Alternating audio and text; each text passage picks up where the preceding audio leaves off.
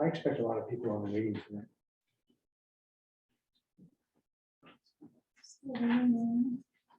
Hey, let's see. Who's usually the one we do our sound test with? Annie, can you hear us?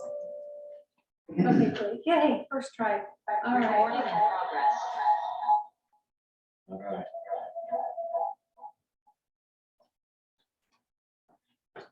Okay. Welcome, everybody. Give us a couple minutes. Working on turning off audio. Mine's off. I think it's Chris, blame it on him. Which Chris is the question? Hey, at this point, I'm okay. Okay, and we are still, let's see, we have 1, 2, 3, 4, 5. Did you hear the sound of the wheels of that bus? All right, everybody, it is 6 p.m. We'll go ahead and get started. Again, we have one more council member. All right, welcome to our Tuesday, January 11th special council meeting, being held remotely. Governor Inslee's order 20-28.15 regarding the OPMA remains in effect. It requires public meetings to be held remotely with the option of also holding an in-person component to a public meeting if certain conditions are met. At the present time, the city of Liberty Lake has determined not to hold an in-person component to a public meeting. So we will go ahead and start off with our invocation. Councilmember Cargill will lead the invocation, followed by the Pledge of Allegiance. Please join us. Our Father in heaven, thank you very much for the opportunity to come together and meet as a council and as a community on this Tuesday night. We appreciate all of the many blessings that you have given our community and the many blessings that you have given our state and country. Father, we ask for your guidance this evening as we move through the agenda that we may appoint the best person for our community. We also ask for your protection of our troops, our president, and our Congress, and all of our elected officials who serve the community. In your name, amen. Amen. I pledge allegiance to the flag of the United States of America and to the republic for which it stands, one nation under God, indivisible, with liberty and justice for all. But call me to order here. Rearrange my screen one more time, get all our council members on here so I can see them. All right. Here, give me a second. All right, we'll go ahead and take roll call. Mayor Pro Tem Kennedy, Present. Councilmember Kurtz, Present. Councilmember Follier, Here. Councilmember Dunn, Definitely here. Councilmember Baird. Here. Councilmember Cargill. Here. All right, all are accounted and present and accounted for. All right, I move for the agenda approval. Mayor Pro Tem. Thank you, Mayor. Ask the motion to approve the agenda as written. Are there any additions or subtractions the council prefers? Councilmember Cargill. Thank you. I'd like to make two amendments to the agenda, propose two amendments. The first is that we add a section after the interviews for public comment. I think it's appropriate in this type of meeting where we're hearing from 6 potential council candidates who all want to serve the community. It is the community's seat. It is an open seat. I think it's appropriate that we hear from the public on their thoughts. Obviously, we've heard a lot over the past couple of months about that, but I'd like to make a motion to add public comment after we interview the candidates. Do we have a second to add public comment after the interviews? I do second. We have a second from Mayor Pro Tem. Any further any discussion on adding public comment? Councilmember Kurtz. Just a point of clarification, do our rules of procedure allow for amending a special meeting? I can't recall. Amending the agenda. And of course, Sean's out of the country. I know we have added public comment before. When it hasn't been added, there's nothing additional being added to vote on. So with council's permission, I'd like to proceed. I'm concerned that proceeding in violation of this city's procedures will invalidate the results of the meeting.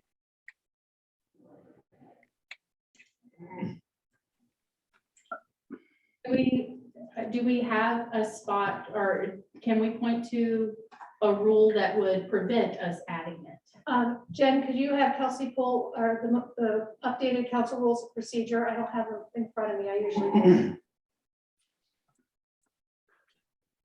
I should know this. I apologize.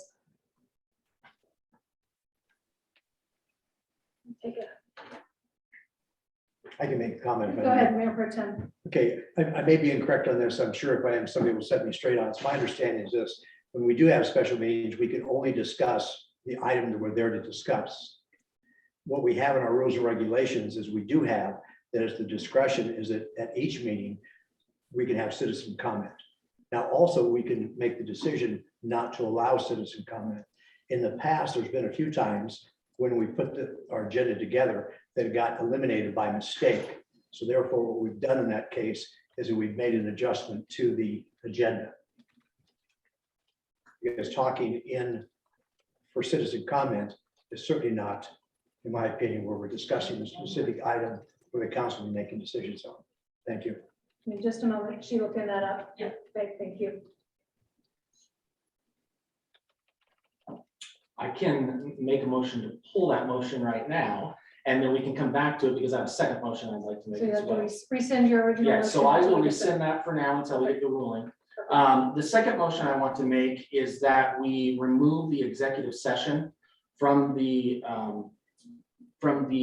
agenda and instead replace it with an open session where we talk about the council candidates that we support.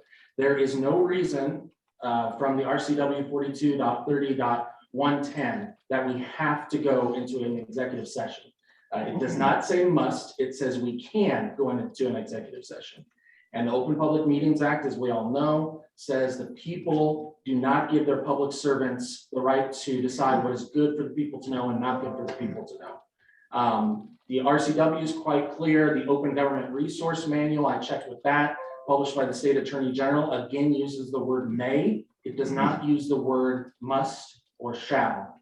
The Municipal Research and Services Center in Washington also says we are allowed to go into executive session, but there's nothing about that being a requirement. So there's no obligation for us to go into an executive session. It is my point of view that we can discuss openly in front of the public what we think about the candidates, who we think is best qualified, and then make a motion on who we want to serve in that position. To me, it's something that is very near and dear, the transparency part of it to me, and I think we should remove the executive session and instead replace it with council commentary. Do we have a second? I'll second. A second by Councilmember Baird. Discussion?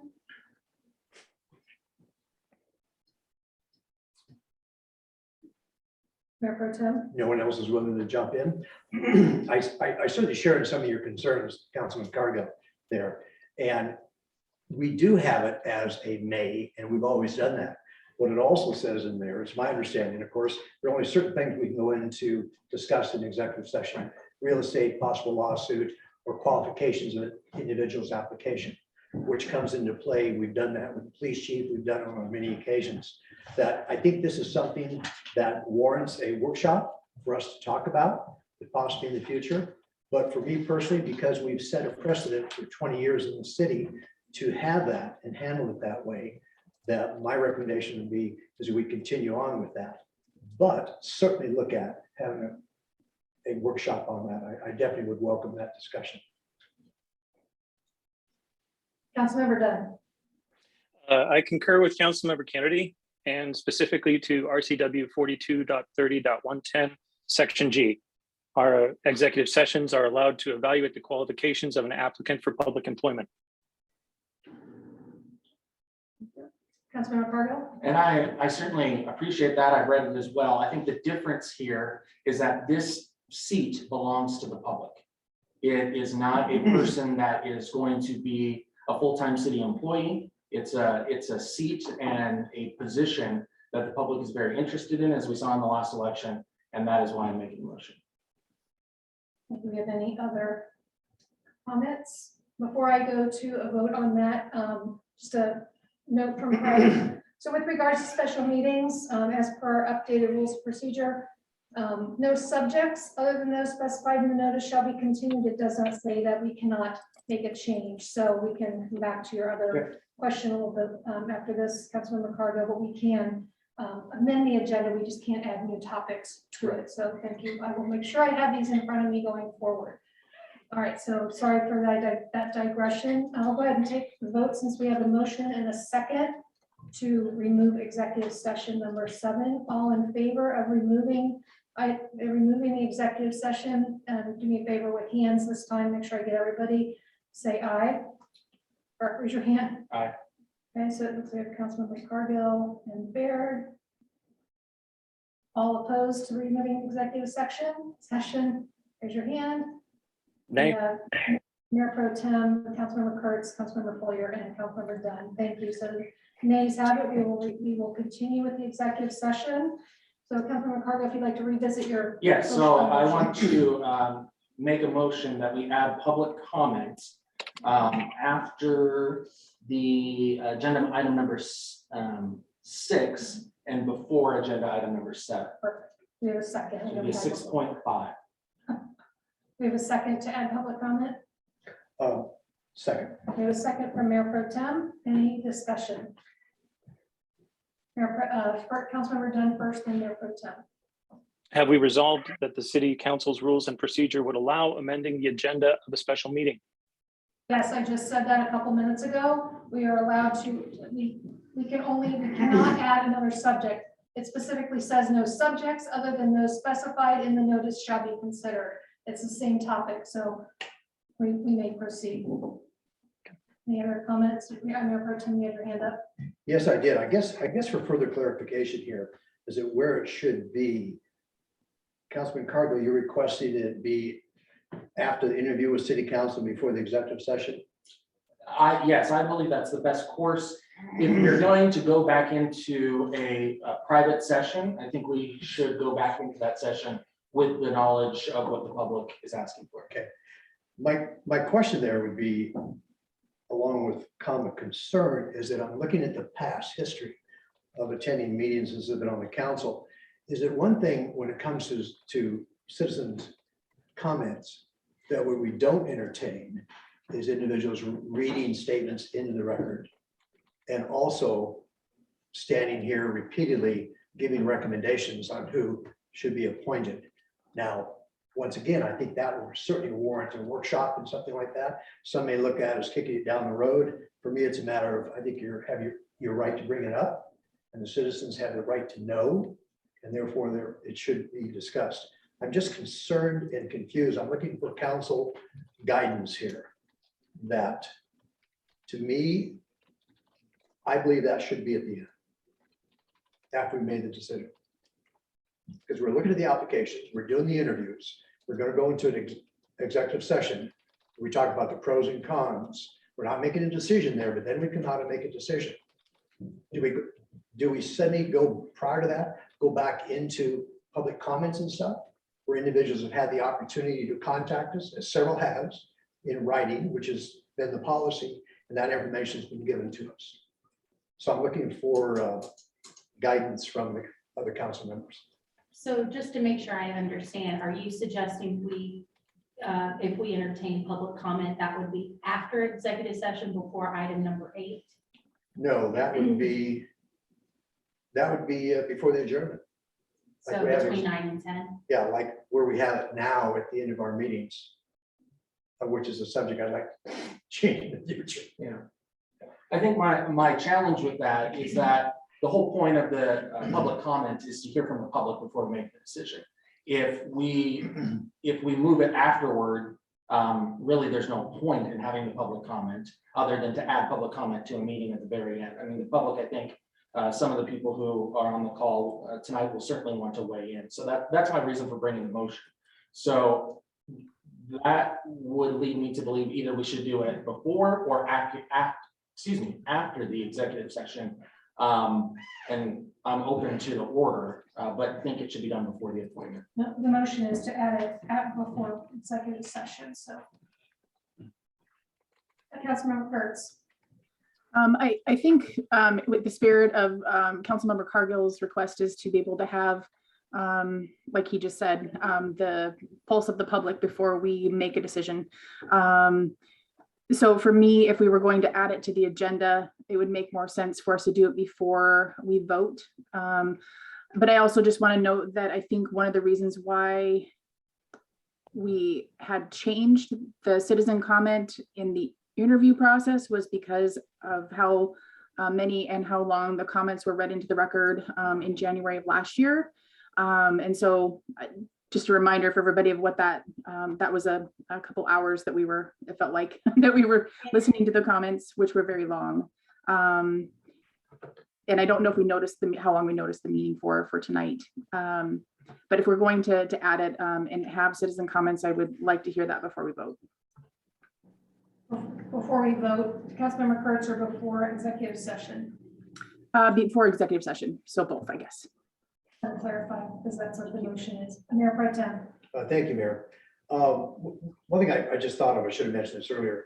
As a rule of thumb in the past, we always set up for citizen comments at the very start of the meeting and also at the end of the meeting. So maybe what we should consider, once again, I'm looking for guidance here, to allow it at the start of the meeting, and realizing that our history has been in the past that individuals don't come into our executive session, into our public comments saying, I endorse so-and-so. That's been one of the challenges. I know that, for example, when I was running in the past, suddenly there was 2 or 3 citizens that wanted to come forward and do that. And the mayor at the time, and also legal, has said, that's not allowed at this point. What you can do is make comments on how, going from memory, how we go through the process, what we look at, how we base our decisions on, things of that sort there. But it does not become a situation where I want Councilman Phil Follier, here's the reason why he's a great individual. The other thing I would like to point out is this, is that if we allow that, allow citizens to come forward to speak, which I think is a great idea on any subject. If they've already submitted in letter, do we then allow that same individual to speak? Because now we're in redundancy. That would also be a question to the council. I don't want us to be wading in the waters of stepping on free speech. Right, absolutely. I guess if there's no more discussion, I'll go ahead, Mayor Pro Tem. Once again, thank you for your patience. Would there be consideration of the council, and would Councilman Cargill consider changing that to the front of the meeting as we normally have in our meetings, where we'll have public comment, and also we could have it at the end? Yes, I do, as the mayor indicated, I do want to be careful and not dictate what people can or can't say. Right. But as far as the order, I am open to whichever order that the council wants to see. I have no problem with that. I just think it should be on the agenda before we make the appointment. Okay, so we're muddying, I just want to make sure we don't muddy the waters too much with regards to the motion. And So so we have a I motion can, on the floor Right. and a second to put the public comments after the interviews. yeah, and if there's any other council comments, we can take them, or I can rescind that and add it to the beginning. So are there any further comments on adding public comment after the interviews before executive session? So I can take a vote on that. Can you repeat it, please? Yes, the motion is to add public comment between the interviews and executive session. Can I jump in here? Mayor? Yes, go ahead, Councilman Follier. I'm getting a sense maybe we should just make an amendment based on where it goes in the agenda. Yeah. Rather than up or down on this motion at this point. So we did, well, we've got a motion on the floor. I just want to clarify where we are. Right. Councilmember Cargill can rescind it with a second, and then we can. Or I can just amend the motion. Amend the motion. Yeah, so let me do this. Let me amend the motion to add citizen comment as 5.5, I guess it would be. So before interviews. Yes, We have a second Second. for the amendment. Okay, so let's vote. We need to vote on the amendment first and then Yes. the amended agenda. All right, I'll restate the motion. All in favor of adding public comment between agenda approval and the interviews, please say aye. Aye. Aye. Do we have any opposed? Nay. We have 5-1. Ayes have it to add public comment after agenda approval. Now we need a motion on the amended agenda. Madam Mayor? Yes, go ahead, Councilmember Dunn. I'm sorry. Yeah, I would actually like to move that the meeting be canceled tonight. I believe that the city is in receipt of a complaint invoking the city's ethics policy with direct impact on this proceeding, including direct reference to litigation in engaging in this proceeding. That lines of questions inquiring about the merit of the Code of Ethics violation further violate the policy's enforcement clause defining confidentiality of the complaint. I believe the enforcement clause of Ordinance 234 should be followed to deter liability to the city. I move that this meeting be canceled, postponed to a later date until we can get the attorney to resolve and confirm the merit of the violation. So, yeah, so Councilmember Dunn has moved to postpone the meeting to a future date, pending legal weighing in on an issue that was brought up prior to the meeting. Do we have a second? Madam Mayor, I would second that, so we allow discussion. Okay, we have second by Mayor Pro Tem for discussion. And I guess I'll go ahead. Any discussion? Go ahead, Councilmember Dunn. I add only that the Sean Bounce, the city's attorney, is not physically present, has not been able to weigh the merits of what has been provided to the city, but that it meets my test of that it requires at least his reasonable consideration in order to prevent liability to the city. I will weigh in. I spoke to the city attorney as well. He indicated to me that with some disclosures of any potential conflict of interest, he didn't see any reason we shouldn't have the meeting. So any other comments or questions? Councilmember Kurtz.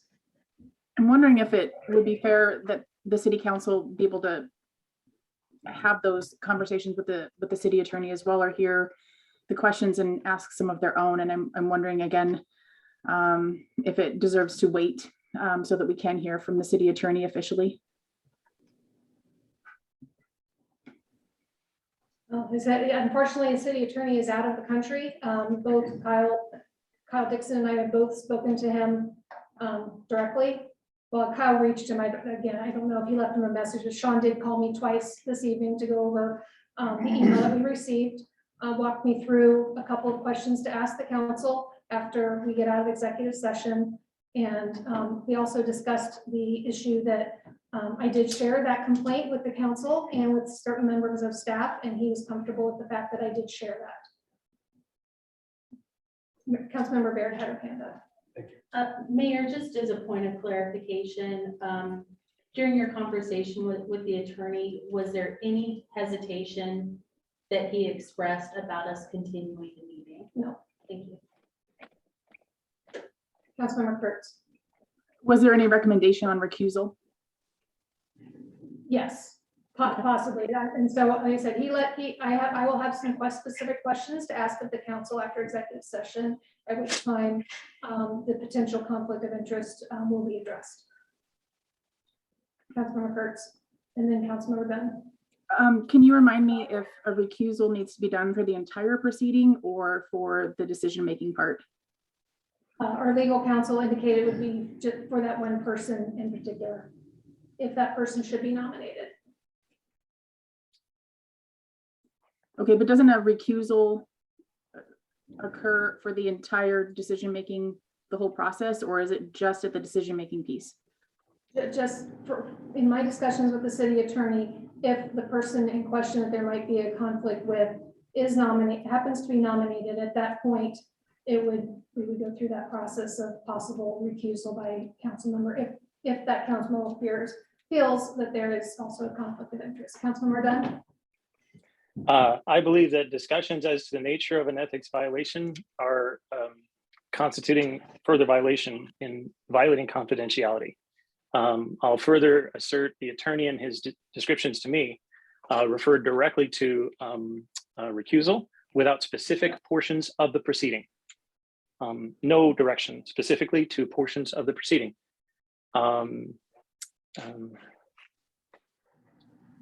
Be direct. No. Again. Again, I just assert that in the absence of an attorney with guidance to what has been already invoked as litigation and liability to the city, we're walking into a very strange place. I would prefer that the city have an opportunity to protect itself from liability. Councilmember Kurtz. And in fairness and consistency with some of the other things that we've talked about tonight regarding transparency, I'd like to have that discussion with the attorney in the public meeting, if we can do that, so that the public hears where we're at with what can and can't be done. Mayor Pro Tem. Thank you, Mayor. Tough position for us to be in, but the benefit is that we're talking this out. I'm encouraged by that. My thought for this is that we've had individuals, the mayor, Kyle, talking to the attorney over the phone, expressed an opinion. And that's only opinion. It is the council's decision how we take that opinion, how we move it forward. What I'm seeing here is that there is a comment from a citizen, which has great merit as far as I'm concerned, about a specific individual. I wonder if it is not prudent that for the council to have the discussion with the council member who is in question here, to be able to explain that, because maybe that, in addition to what the attorney has said, it might not be, or it may be very serious. Once again, I'm looking for guidance from the council. So, Councilmember Mayor, sorry. I personally don't see an issue having the meeting because I think the bigger issue is recusal, or the potential of recusal. I don't see anything in the complaint or from what's been shared from the mayor with her conversation with the attorney that would prevent us having a meeting. We still have quorum even with a recusal or the potential of a recusal. I have one thing to add. Go ahead, Councilmember Boyer. I'd certainly not want to see us cancel a meeting tonight and not take advantage of all the candidates being here this evening to continue on with the interviews. So two-pronged process for me. Mayor Pro Tem. I appreciate everybody's patience in looking at this. In the past, where it's come up, there's a possibility of a conflict of interest of any council member. It's usually been left to that individual council member to search, can they make a fair and equitable decision? Right. And it's always been left to that individual.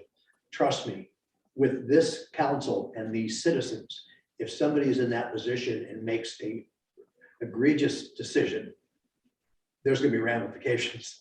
But it really comes down to, can somebody make a decision and not be biased? We've certainly had that on numerous occasions when council members have voted on giving money to organizations which they're members in, and the individuals, and sometimes it recruits themselves, and other times they have not. So once again, I think I would like to throw it back out, if this is in reference to a council member, that there was a concern that was sent in, which is public information. Would it not be only fair, so we can ascertain, can we move forward, to ask that individual to explain the situation? So it was, so real quick, so in my discussions with the city attorney, it was his advice that I ask that question of the council after executive session before we go into appointments, but I don't know if there's any reason that I see personally that I can't ask that same question now.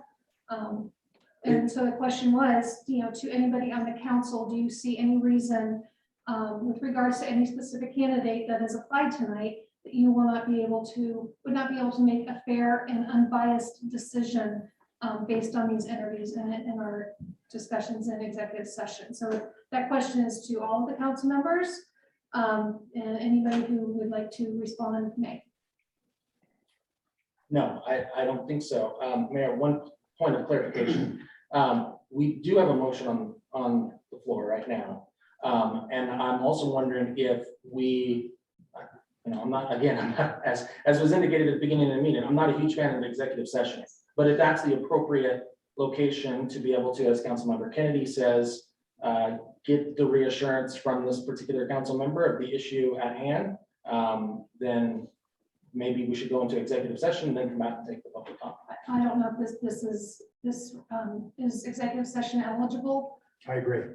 And this is a question that we could, basically we could ask anytime. The reason I'm asking this question is so we can get to a vote on Councilmember Dunn's motion with regards to postponing the meeting. Councilmember Kurtz and then Councilmember Kennedy. Madam Mayor, is the executive session that we have listed on the agenda the appropriate one? I mean, we have to notice why we are doing an executive session. I don't think, and someone please tell me if I'm wrong, that we can just switch why we're doing an executive session. And The then executive session is for discussion of the qualifications of the candidates. of the candidates, but we're talking about something else now, it seems to me. Am I wrong about that? There was a question about going into an additional executive session, but I'm trying to get back to Councilmember Dunn's motion. Right. So if we're focused on that, at this point, I do have a comment. I would like to have the information about the recusal before I make my vote on whether we continue with the meeting. Mayor Pro Tem. Once again, thank you for your patience. What I have to go on is a memory of myself and how we've been in meetings in the past. The question here is that an individual council member who happened to put on a reference, and this is public information, so I'm not divulging anything that is not public knowledge or access to public knowledge. His name has appeared on a recommendation. I'd like to point out in the past that we have another council member, or an individual who was a council member, has reapplied for this position tonight, that I verbally was very supportive of these individuals in the past. I spoke in favor of the individuals. I was well known that I favored this individual. And so therefore, it was really not a surprise. I think that some individuals, if we're going to go this direction, could look at, I should not have had the right to give the support that I gave there. I have to share in Councilman Dunn's concern and Kurt's that we address this properly moving forward. I just can't come to the level that we should cancel the meeting. All right, are there any more questions or discussion on the motion on the floor is to postpone the meeting? Let me Councilmember just add on to what Councilmember Kennedy said. And again, without tiptoeing around this issue. The issue that is the reason for this conversation is an issue that this particular council member was not even aware was going to be on this person's application.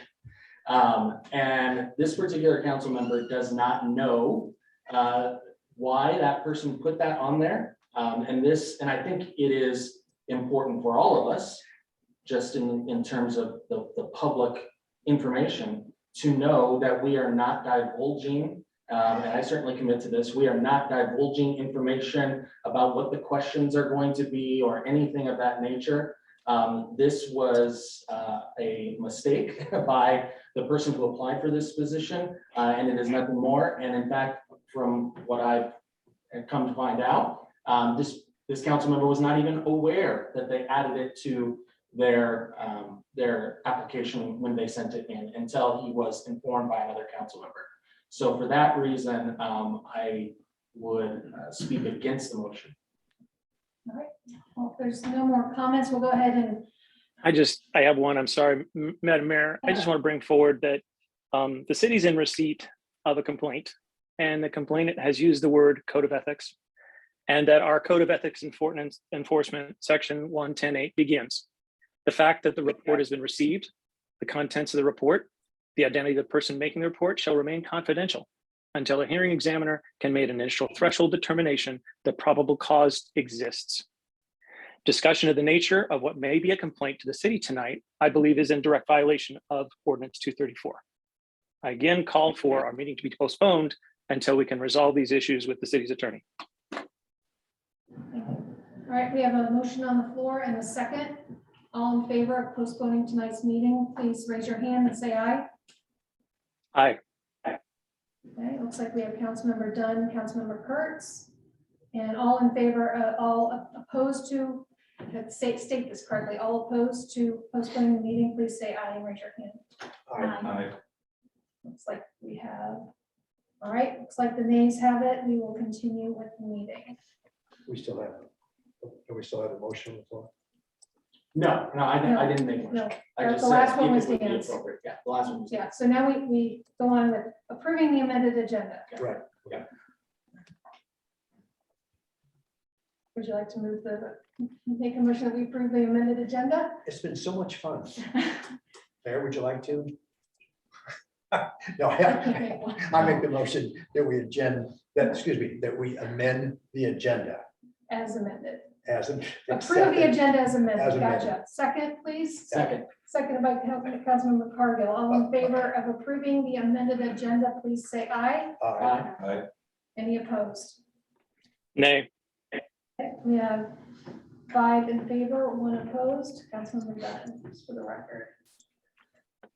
Oh, deep breath, everybody. We have an approved agenda. Now we will start with city council interviews. Oh, yes, Mayor Pro Tem. Do we not have? Oh, Citizen comments. citizen comments. I read the wrong spot. Wow, y'all throw me tonight. I did remember Thank that. you. Let's All put it right, on record. so we will start with public comments. Sorry, everybody. All right, our citizen comment period. You can come and speak on any topic. Citizen comments are limited to 3 minutes each. You will see a countdown timer on your screen. Our meeting manager, Todd Henderson, will be managing that. So if you'd like to make a public comment, please send him a notice in the chat function. He is our meeting manager and he will let me know who would like to make a public comment. Point of order. Yes, go ahead, Madam Mayor Mayor. Pro Tem. If we have citizens who have sent in a written comment and that's been given to the council, would that individual have the opportunity to speak again? In the essence of not stepping on free speech, I would say yes, but I would respectfully ask them if, to use their judgment, if all of the written comments have been received and they've been distributed to all the council members. I concur. Real quick, for the council to consider, it's been brought up previously that citizen comment section portion of this agenda for this topic has in the past gotten lengthy. So I'm pretty sure according to resolution 12, the council can address time length of citizen comments if they so choose. Is there any desire for that tonight? We can limit the entire comment period to a certain time frame. Yes. Okay, do we have a motion to limit it to what time frame? Minute 30, half the time. I know. Okay, so the motion's on the floor to change our citizen comment time period from 3 minute maximum to 1 minute and 30 seconds. We have a second. I'll second. We have a second from Councilmember Baird. Any comments, questions? Councilmember Dunn. I believe an effective address would be to limit the total count, number of people to a total period of time. So rather than compromising an individual's ability to speak for 3 minutes, just gesture that we'll be entertaining comments for a total period of 20 minutes, 15 minutes. Is there any desire to amend your motion, Councilmember Floyer? My only thought on that is that we'll only allow 4, 5, 6 people to speak. So, do you want to stay with your motion? Go ahead. Mayor, if I may, thank you. I would, and my preference would be to limit the amount of time an individual can speak. That way, any individual who desires to speak would have the opportunity. Any other comments? Okay, it sounds like our motion is standing at changing citizen comment each individual to 1 minute and 30 seconds instead of 3 minutes, with a second by, I missed it, Councilmember Baird, I believe. Oh, yeah, it was me. All right, all in favor of adjusting citizen comment period to 1 minute 30 per person, please say aye. Aye. Any opposed? All right, motion has it 6-0. Okay, with no further ado, watch us not have any comments. Please, again, send a note to Todd Henderson, our meeting manager, in the chat function. I'll also be looking just in case somebody puts their hand up in Zoom, though with so many people, it's hard for me to track. Todd, do we have anybody who'd like to make a citizen comment? We have several, actually. Okay, can you chat me the names in order so I can call them? Sure. Makes it a lot easier, thank you.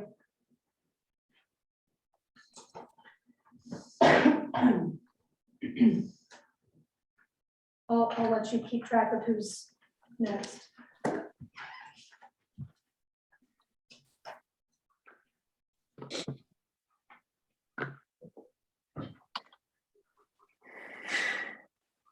Who's first, Todd? Pete Christensen. Heidi Christensen. You have 1 minute and 30 seconds. We will get the timer up on the screen for you. Welcome.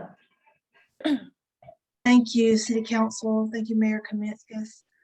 I just want to say that I believe that what we're dealing with doesn't really have to do with the city of Liberty Lake so much as perhaps a rule within Spokane County elections that made it impossible to remove Ms. Woodruff's name from the ballot.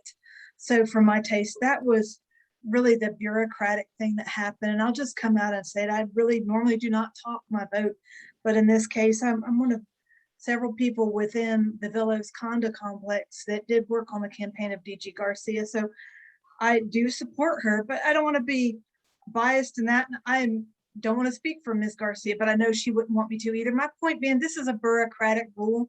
So in the future, if it happened, I would ask the council please to weigh that with the county. So thank you so much.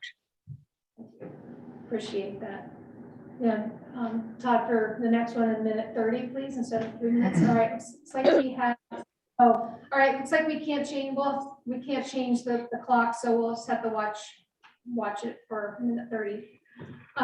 We have Sarah Martin. Can you hear Welcome. me? Yes. Good evening, council. I just wanted to let you know that for me personally, I voted for Ms. Woodruff knowing full well that it would be a vote against Ms. Garcia. Although I appreciate Ms. Garcia's efforts in the city and in the council, I believe her continuing to be on the council will be harmful to the city of Liberty Lake. I also voted for Ms. Woodruff knowing full well that it would be a vote against Ms. Garcia because it would give us an opportunity to have other candidates step forward who I think would be a better option, in particular, Mr. Stephen Ramirez. But how you guys play that out is obviously up to you, but I would appreciate if you would consider other candidates beside Ms. Garcia, because Holly Woodruff got more, and most of us knew that that would be a vote against Ms. Garcia, not for her. Thank you. Thank you. All right, we're having trouble with the clock, so I'll check it myself. All right, so it looks like our next up is Brittany Ramirez. Welcome. Good evening. Well, thank you for taking our comments. I think it goes without saying who my endorsement would be for, the candidate, Stephen Ramirez.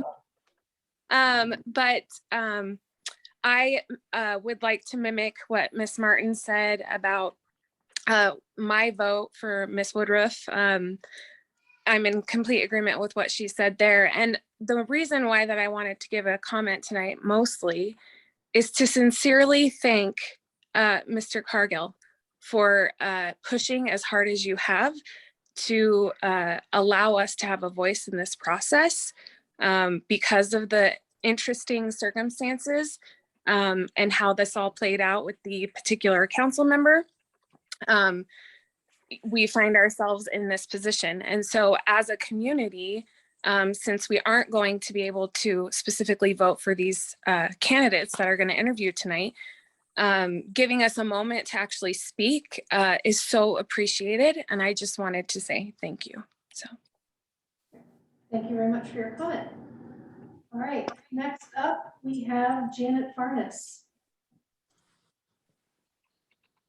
Hi there. Thanks for this opportunity to speak on behalf of DG Garcia. I strongly support her. I appreciated how she listens to all viewpoints. Her credentials are extensive, and to me personally, diversity and equity are a key part of the values that I like to see represented in my local government, and I appreciate how she would contribute to that continuing diversity of our team. Thank you all for your service. I really appreciate the hard work. It's a lot, and I appreciate it. Thank you. Appreciate it. Todd, do we have any more? Let me pull my chat back up. You disappeared. Do we have any more, Todd? Is it? All right, just one more call. Do we have anybody else who would like to make a citizen? Yes, comment? yes. I had sent a message to chat. There is another comment. Who's speaking, please? I sent a message through chat the way you suggested that I wanted to make a comment. This is Charmaine Peterson. Doesn't look like Todd has that, but go ahead, Mrs. Peterson. I don't know what he has, but that's what I sent. Go ahead, please. Oh, okay, good. My comment tonight is regarding my city attorney. If my city attorney cannot be present, it is the responsibility that he have someone else there in his stead.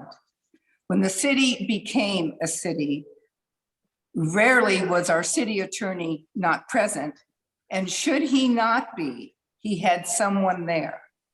And numerous times over the past several years, our city attorney has not been present, and the council meetings went on without an attorney there. I would like consideration given to when our city attorney is not there, another attorney is sent from his office in his stead. Thank you for your comment. Okay. Todd, do we have anybody else? Okay, one more call. All right, thanks everybody for your comments tonight. We will get into our interviews. So first up, I drew names randomly out of a bowl before the meeting started, and our first candidate up is DG Garcia. So she will be joining us. Candidates are sitting about 15 feet or so from us. I'll be asking the questions so that the council can concentrate on the answers. And we will make sure we are sanitizing in between candidates as well. We want to make sure that everybody can hear them. Welcome, how are you? I'm good, how are you? Good. I think I'll wait. All right, make yourself comfortable. Thank you. So just for everybody's, to update everybody on the process. So we have, I think I counted about 10 questions when we broke them all out, a couple different topics. So you'll have 15 minutes to get through those questions. So just going to be mindful of your time. And then you'll have 2 minutes at the end to just do a summary for us. Will we have a timer or something? Or Question. I'll keep that. will there be something? Okay. Would you think? I'll keep that. Yeah, we'll let you know. We will let her know when there's like 5 minutes I left. will. So appreciate it. And if you would like some water, we've got some water. Does that clicker show the computer? We've got some feedback issues with those. All right, so deep breath. Welcome, and I will go ahead and start with the first question. Share with us what you think we should know about you that helps us understand your qualifications for this position, including any experience in policy, politics, or community service. Thank you. Thank you, members of the council and mayor and timekeeper. The experience that I have, that I bring to the table, I believe is tantamount to having served with each of you. Helping direct policy, understand budgeting, looking at development and planning, and in particular, making sure that we were able to bring to fruition those things that were in the best interest of the community at large.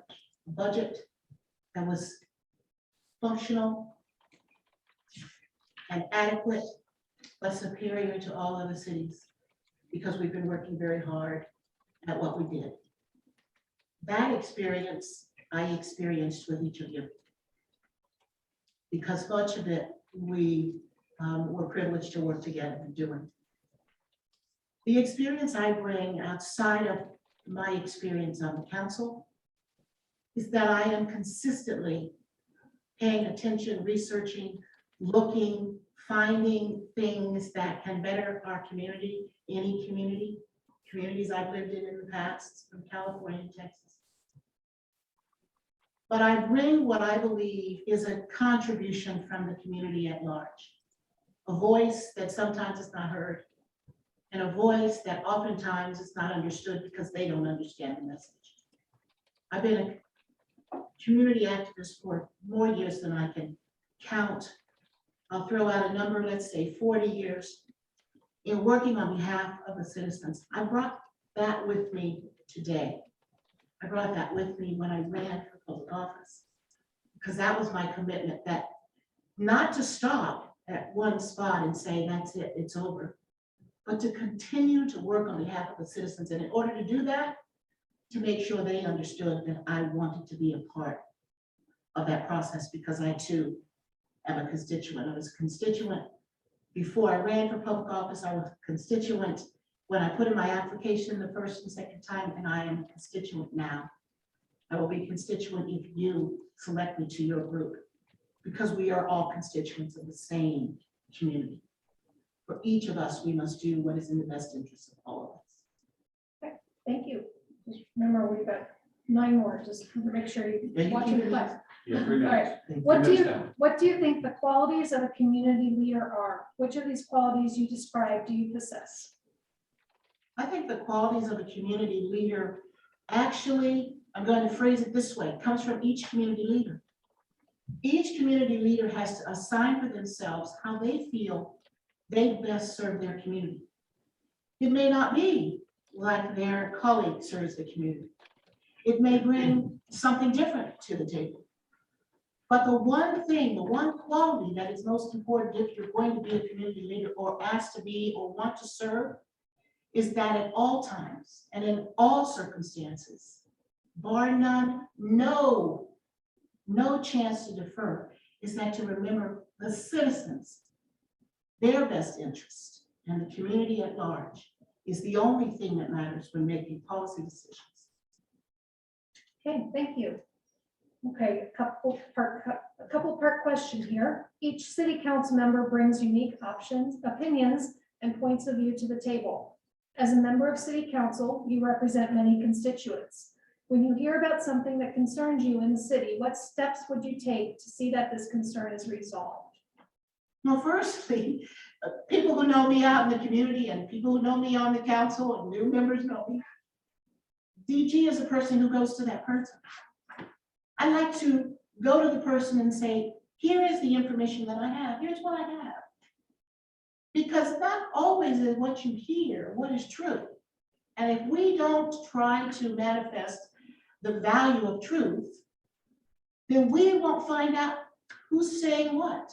So if I ever hear something, and many of you have spoken to me before, it's about coming first and foremost to you. I have to have the integrity to feel comfortable about meeting my colleagues and friends the same place so that they understand why I'm asking the question and they don't get anything from the back. And 10 minutes left. okay, if you were to list your top budgeting priorities, what would they be?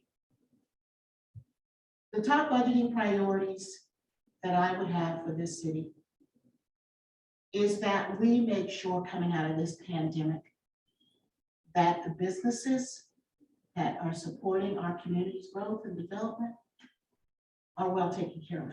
That we don't leave any of these businesses behind. That we knock on their doors, find out how they fared during the pandemic, and find out whatever rescue plan or rescue funds that are available that we can assist them in getting back to where they were before the pandemic. Thank you. This section is on time and dedication. Serving on city council takes an average commitment of approximately 8 hours a week, give or take. Share with us how your schedule can accommodate this level of commitment to include the preparation for regular and special council meetings, engaging with the community, and attending committee and training events. I am retired. I have worked in several different industries, state service, private industry, and businesses for myself. I have the time and the commitment. I demonstrate that as an activist. I demonstrated that as a city council member, and that's why someone would ask, why are you doing, how did you do that? Because I committed to that. I made sure I had the time for it. Community run correctly needs people who will make the time for it, even if they are employed. So I'll use my retirement time as I did before to ensure that I put the right time to the city. Thank you. Next, what do you hope to accomplish as a city council member? I hope to accomplish what the city council has before and all of you are doing now. To make this the best city it can possibly be. To make sure the citizens understand everything that's happening. To ensure that we put our best foot forward in the region. That's what I hope to accomplish. Thank you. Okay. Growth-related issues and infrastructure needs frequently generate strong debate and diverse opinions in many communities. What thoughts and perceptions do you have regarding the pros and cons of growth in Liberty Lake? You know, that's very important because we've had discussions in our community already, and we've had discussions, if I can refer back to discussions on the council, that sometimes opinions are not always in lockstep with each other, and we must respect each opinion.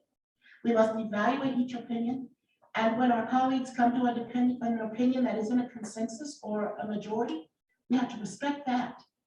Because that's what the citizens are depending on us to do, not to come against each other, but just be strong in our commitment with each other on every decision that we make. Even if it's a decision that I would have been contrary to, I would have been against. I will accept that decision because that is the decision that the community has seen that we made as a group. Thank you. Share with us your thoughts about specific projects we are working on within the city of Liberty Lake, such as Trailhead, etc. Well, since that you brought up Trailhead, everybody knows here in this room and many who watched on Zoom, I thought about Trailhead and being, how do we take that amount of money and put it into a place that is supportive of about 10% of the population? Although when I got here, first thing I did is I got a golf cart and I learned how to golf. So of course, Trailhead is an important factor. But now my opinion must be deferred as a citizen because I've watched in part as a contributor, but as someone who watched, the council has made a decision. Trailhead is going to be an important part and my decision can't be reversed. So it is important to make sure that the best quality Trailhead project comes to fruition. Thank you. 2 left. What do you think is the most important goal for the city to accomplish within the next 4 years? I'm going to limit myself to 4 years because you asked about 4 years. But I would say, I like to look at a 10-year plan. I like to push that vision out farther than the closest proximity. Because when we develop a community, it's the long range vision. I mean, way out there. Sometimes without that further vision, we may come and end up short somewhere, somehow.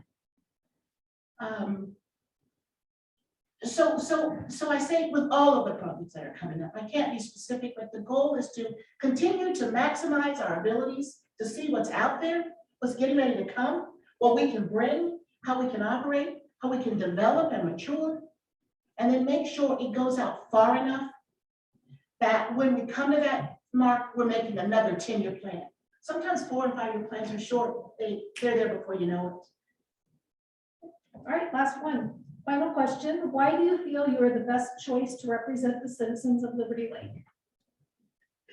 Well, if I was talking to myself, I would say, why not?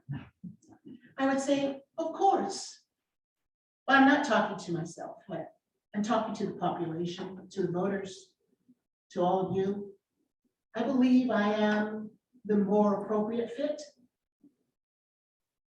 Not just because I've sat on the council, not just because I've experienced the council and its deliberations, it's because the council and the community knows how hard I work in or out of public office. And that, bar none, for me demonstrates why I feel I'm the best fit. I won't just say I pay attention to what's going on. Everyone knows I do because they see me do it. I won't just say I'm going to contribute and give. Everyone knows I do because they've seen what I've done. And for that reason, I ask this council to highly consider the all of who you know I am, and putting all of that together. Know that I want what's in the best interest of the community, which happens to be in the best interest of me and all of you. And so I would say yes, if I was talking to myself about me being the best fit. But today, I'm depending on this council to deliberate and make that decision. A decision that I will not know until today. I thank you all for your consideration. Thank you. Well done. 2 minutes left. Well, so you do have 2 minutes to give us a short summary. Anything else you want to add that we may not have touched on? Well, you've actually touched on everything and more than I could have thought of. I'm happy to see new faces. I met the new faces. I've been up close and personal with the new faces. And had discussions with new faces. Discussions with Mayor Pro Tem, Mayor and Boyer, council member, who people would say, "Are you debating against that guy? Why do you like him so much?" Because I watched how he has worked. I've watched how he has deliberated, how the questions that he asked. I watched how Mayor Pro Tem has been actively engaged in making sure the people's voice, let's hear the people's voice. And I watched the two of you outside of here as you deliberated in best form that you can on what's in the best interest of the community. And although sometimes this group and I have not always deliberated in the same way, most of the time we've come to the same conclusion. And that conclusion is what's in the best interest. I appreciate and value all of you, the time that you've given me and the time that you want to give to our community in making this decision. And I want to thank the voters because they played a very important part in my life. They stood up at a time where who even knew I was out there. So I'm appreciative and I'm grateful. Thank you very much. Thank you. 30 seconds to spare. Take your water and it's probably a Thank couple you. hours. Okay. Thanks for coming in, DG. We You're appreciate it. welcome. Mayor, can I Yes. ask for one thing? Yes. I just want to make sure all the candidates know that we've got 2 council members Yes, on that. I made a note of that myself. Great. I didn't mention that. I should have, so I will. I know DG knows that. I'm sorry, sir. No, I was just saying, we have the other council members on the line, and I said, I know you knew that. Thank you. Make sure we get the table taken care of real quick. So next up is Dale Robbins. Todd, we're not able to get the timer on these. We're not able to get the timer up here for 15 minutes. Yeah. So we don't have to have a council member concentrating on the time versus what's being said. I'll see if I can figure out. Go ahead, have a seat. Okay. We can, I can handle that. That's something that always bothers me in meetings. Well, you can put it on the TV. People are supposed to be paying attention, so you have to watch the time. I had some feedback issues. Welcome, sir. Thank you. I guess if we're all that far apart, I'll shed the mask. Thank you. You're welcome. All right, we're trying to get. Now I know. So welcome, Dale. Thanks for coming in. Thank you. You have those of us here in the council chambers. We also have council members Dunn and Perks on Zoom. Sure. So they're joining us. The speakers here should follow you a little bit. Okay. So we have 15 minutes to go through about 10 questions. Okay. So be mindful of the time. We're trying to get the timer up here for you. If not, I'll start. Councilmember Follier is going to kind of keep watch on it. Perfect. And after we're through those questions or 15 minutes, you'll have 2 minutes to give us a summary and tell us whatever else you'd like to add. Perfect. So I'm going to go ahead and read the questions so the council members can concentrate on your answers. All right. All right, so we'll go ahead and get started. Share with us what you think we should know about you that helps us understand your qualifications for this position, including experience in policy, politics, or community service. Okay. I come from a fairly diverse educational background. I have undergrad degrees in business administration, economics, political science, and medical science. I have a master's degree in education, so I have an MBA, so I see things from a business standpoint, a law degree, and I'm an MD. So different vantage points. I'm a homeowner and a landlord and a small business owner. So I think both from a education standpoint and just personal experience standpoint, just lots of different vantage points. I have never been involved in politics and never had any interest in politics. And how I came to this was I live in Legacy Ridge and there's different community. I'll make a comment on Facebook and the next thing I know, I'm on the committee and then it's like, well, now you're the chair of the committee. It was just a simple Facebook post. You know, and that's really how this has come to be, is just people have contacted me about one thing or another, so. Thank you. All right, our next question is, what do you think the qualities of a community leader are? Which of these qualities you described do you possess? Okay. I wrote my MBA thesis on leadership, and this is my thesis. So, little prop. So if you push people, this is what happens. And if you lead people, this is what happens. And that was the whole point of my thesis, is, you know, you lead by example. It's really fundamentally that simple.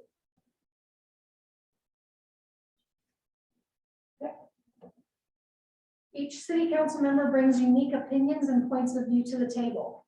As a member of city council, you represent many constituents. When you hear about something that concerns you in the city, what steps would you take to see that this concern is resolved? You know, I think it's exactly that, is that, you know, I might be just talking to a neighbor and I was like, well, we're of the same mind or we're of opposite minds. And there's Facebook posts, and then we form a committee and hopefully of diverse people and diverse opinions. And then, you know, contact somebody that's involved in that particular area. I mean, so that's how I see it. And sometimes it's just a matter of, yeah, it never gets to this level, but we go talk, for example, the library. I'm in there all the time. And I've talked to them about just different things that we can do. And I just have nothing but praise to say for the library. But that's probably the most involved that I've been, is because of just interaction with the library. So. Thank you. If you were to list your top budgeting priorities, what would they be? I knew you were going to ask that. I think for me, it's two, and that's you know, the infrastructure with traffic. I mean, because with the high school, I live in Legacy Ridge. That intersection is making a left-hand turn is a disaster. I think, if I'm not mistaken, you were the one who added the extra lane as we have over here towards orchards. I wasn't, but thank you for that. Okay, well, I thought it was you. I just, whoever it was, I think it was all of us. as a well, team. then applause to you, because I benefit from that and I see it. Yeah. But I think the infrastructure is a big deal. And then I think secondly is crime. I think the police are doing a great job, but they're limited in what they can do. And that's what people talk to me about tonight, you know, was with you know, car theft, particularly now that we're running cars with cold weather. I didn't come up with it, but I wish I had. Somebody called them porch pirates. I thought that was a great term. You know, vandalism, domestic violence. I was in Home Depot and had a medical emergency. And I said, I forgot my billfold. I need this tool, and I'll come back and pay you. And he says, and I went back and said, you know, I want to pay for this tool. He goes, no. He said, we lose $1,000 a day shoplifting. So you came in here, I see you in here all the time, and we gave you a $25 tool for a medical emergency. Enjoy the tool. But I think those are the two things. Thank you. Serving on city council takes an average commitment of approximately 8 hours per week. Share with us how your schedule can accommodate this level of commitment to include preparation for regular and special council meetings, engaging with the community, and attending committee and training events. Okay. I work for myself. Even though I'm an MD by training, I primarily do work as an attorney in medical related issues. And I work out of my home and I can set my own schedule. So tonight I told the client, it's like, I'm sorry, I've got to be at this meeting. I will call you back tomorrow. It's just, I'm in charge of my schedule. So that makes it pretty simple for me. Thank you. Well, what do you hope to accomplish as a city council member? Well, you know, what I hope to accomplish is that I bring a variety of different perspectives to the council. And going back to your question, what are the two things I'm concerned about? Infrastructure and crime. I mean, there are other things that I think are important, but those are the two major areas. All right, next section is growth and development. Growth-related issues and infrastructure needs frequently generate strong debate and diverse opinions in many communities. What thoughts and perceptions do you have regarding the pros and cons of growth in Liberty Lake? Well, we've been talking amongst ourselves, and that's been the topic of conversation. And I think we're surprisingly, the candidates are all in agreement.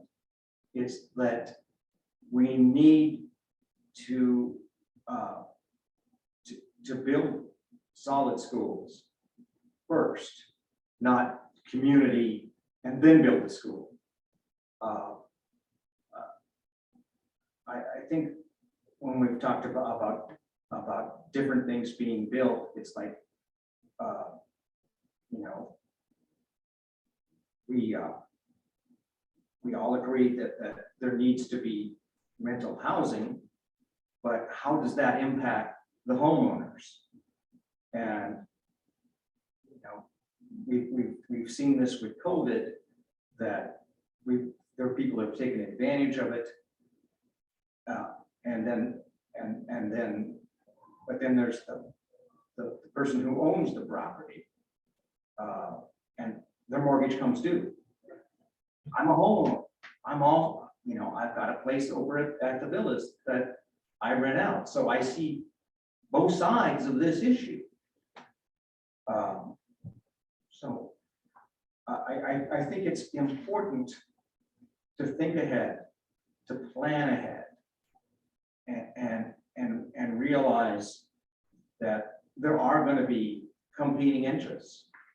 And we should hear those competing interests and then do our best to resolve them. Because, you know, you've got a finite amount of land. We can all agree about that. We may not, and then it's like, what's the best use of that land? And how does it impact the people surrounding? So, All right, 3 more. Share with us your thoughts about specific projects we are working on within the city limits, such as Trailhead and other projects. that's funny. Because I just, for this, I sent out a Facebook post and said, people I'm running, what are your concerns? And one of the third comment I got was exactly that. Dedicated paths and trailheads and open space and public art. And I really enjoy walking, and whether it's in the neighborhood or a public trailhead. I think that's of critical importance. And as a doctor, I want people to exercise. It's like walking. I'm not requiring you to buy a gym membership.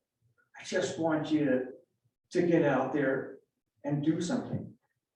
Walking, you don't have to have a commitment. It doesn't require special equipment. It's just good for your health. And so I think that's a really important issue. And it's one of the things that I like about this is that, you know, I can walk over to farmers market and get fresh produce and walk back. So I think that's of critical importance, and I love farmers market. Okay, 2 more. What do Okay, you think is the most important goal for the city to accomplish in the next 4 years? I think without a doubt, it's got to be the city is growing. We just built this new high school. Housing is busting out. And I think it's the infrastructure to support it. All right, final question. Why do you feel you are the best choice to represent the citizens of Liberty Lake?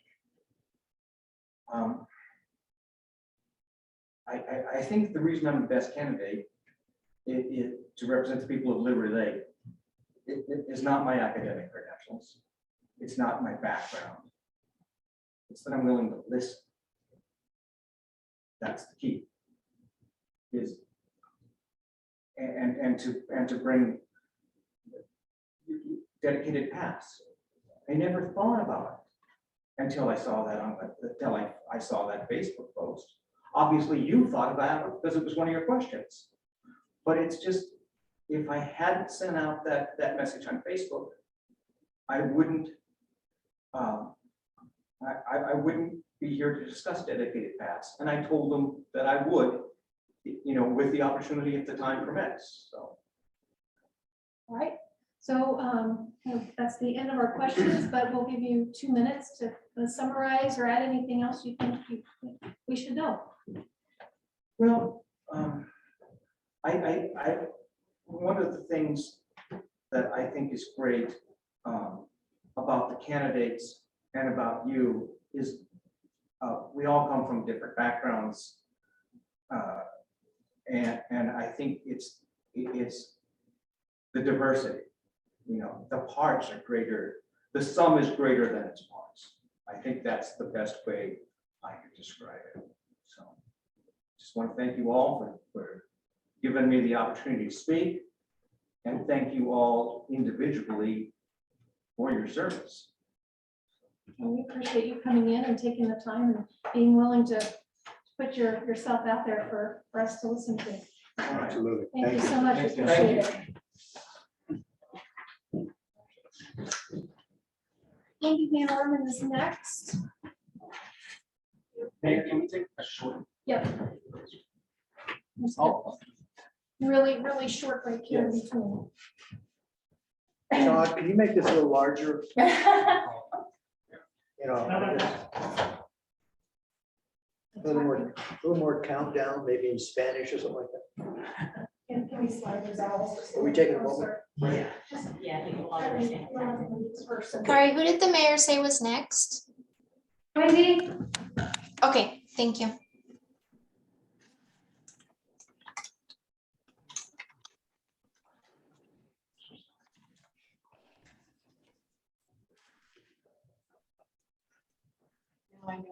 I'm sorry, I'm shallow.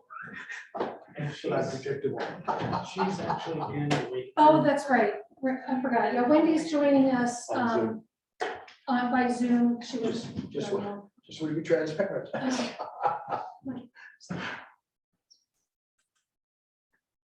Yes, we're on. Everybody bear with us just a moment or two. We have moved the speakers and camera a little bit closer to our candidate, but we don't have the candidate in-house this time around. So we will be admitting her into the Zoom meeting here shortly.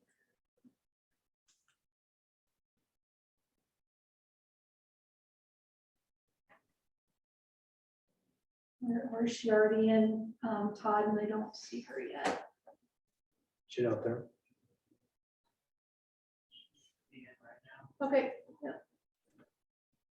Getting her closer to the top There here. she is.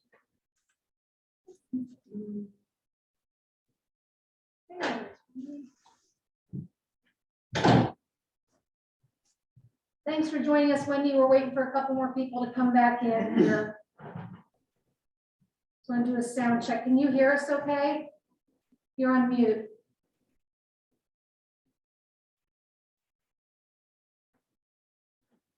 Can you unmute yourself, Wendy? There we go. Try it again.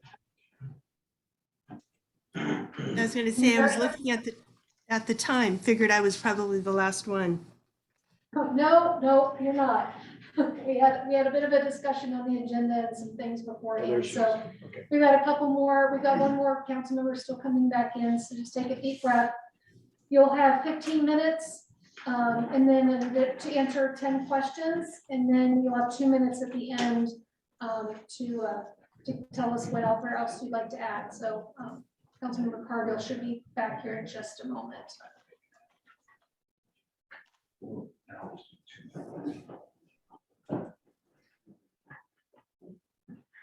Good for something once in a while.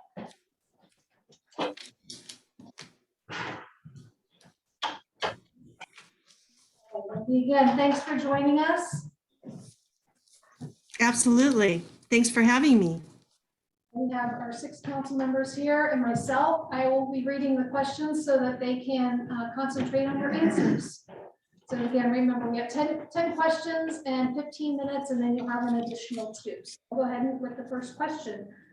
Share with us what you think we should know about you that helps us understand your qualifications for this position, including any experience in policy, politics, or community service. Boy, where do I start? Currently, I've been working with my family. We own Quality Hardwood Floors, and I'm the CFO.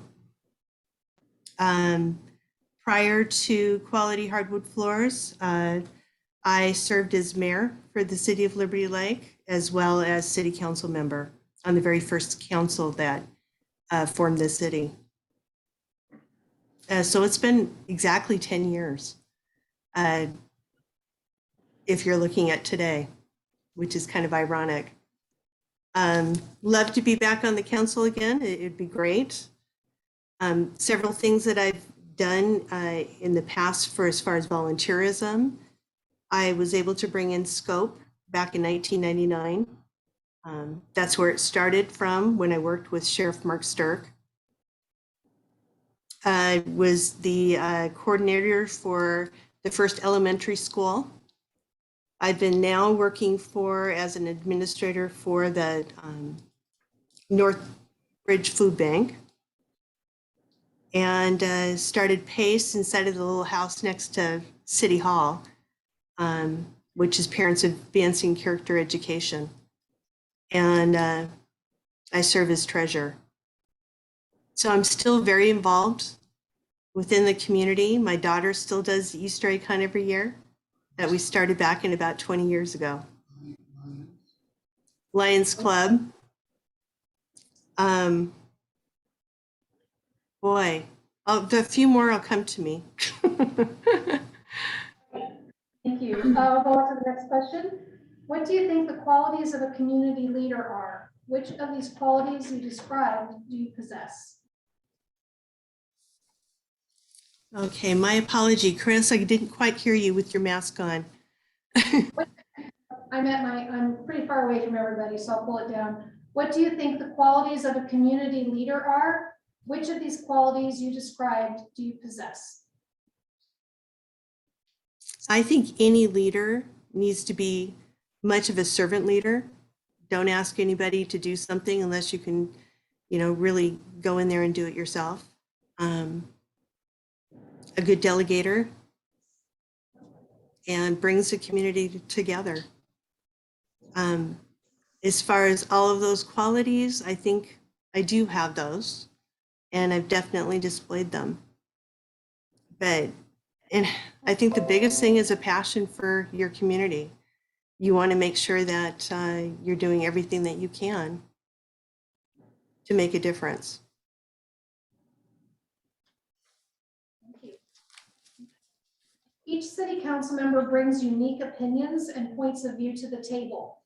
As a member of city council, you represent many constituents. When you hear about something that concerns you in the city, what steps would you take to see that this concern is resolved?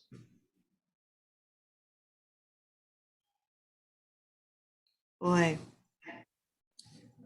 the biggest step is going back to the council to see if there's anything that they can do, but taking it to the right people, whether it's city staff, which has happened quite a bit. You've got a sprinkler that's undone. You need to make sure that sprinkler is not going off during the day. You make sure that it gets to the right people. But other than that, I think standing up for what you believe in and making sure that you follow through. Thank you. If you were to list your top budgeting priorities, what would they be? Well, we already know pretty much what needs to be done. I've always believed that when we're talking about taxes to begin with, we collect taxes for a number of reasons, but the main one is because we can't do it on our own. That's the only reason why we pull all of our taxes together to take care of things like public safety, our roads, parks, libraries. Those are things that we can't do on our own. So for collecting taxes, other than that, we should be able to take care of a lot of stuff by ourselves without spending so much money. If I were to take a look at the budget right now, back in 2010, when we went ahead and implemented a utility tax, when the taxes were 19 to 22% below, we were in a recession. That should have been visited every single year. And if we are doing as well as I know we are, because our business is just flourishing, we should take a look at that budget once more and see if it's needed. Minimum, that percentage should go way down. Then I'm looking at some of the other things that are coming up through the state, and that's the CARES Act. There is no reason why we should have an income tax. None. And for people not to be able to utilize, if that's taken out of their paycheck, they move over to Idaho, they can't even utilize it. It's only for the state of Washington. And for that matter, it's only $36,000 that you can use over the life of it. I can tell you with my mother-in-law, it cost us a whole lot more than that. I just think that there's other ways of doing it. And I believe in zero-based budgeting. You don't go from one budget to the other thinking that you're going to put 4%, 6% onto it. what are the actual needs for that year? And make goals. So you make sure that you know where that money is going to be going to.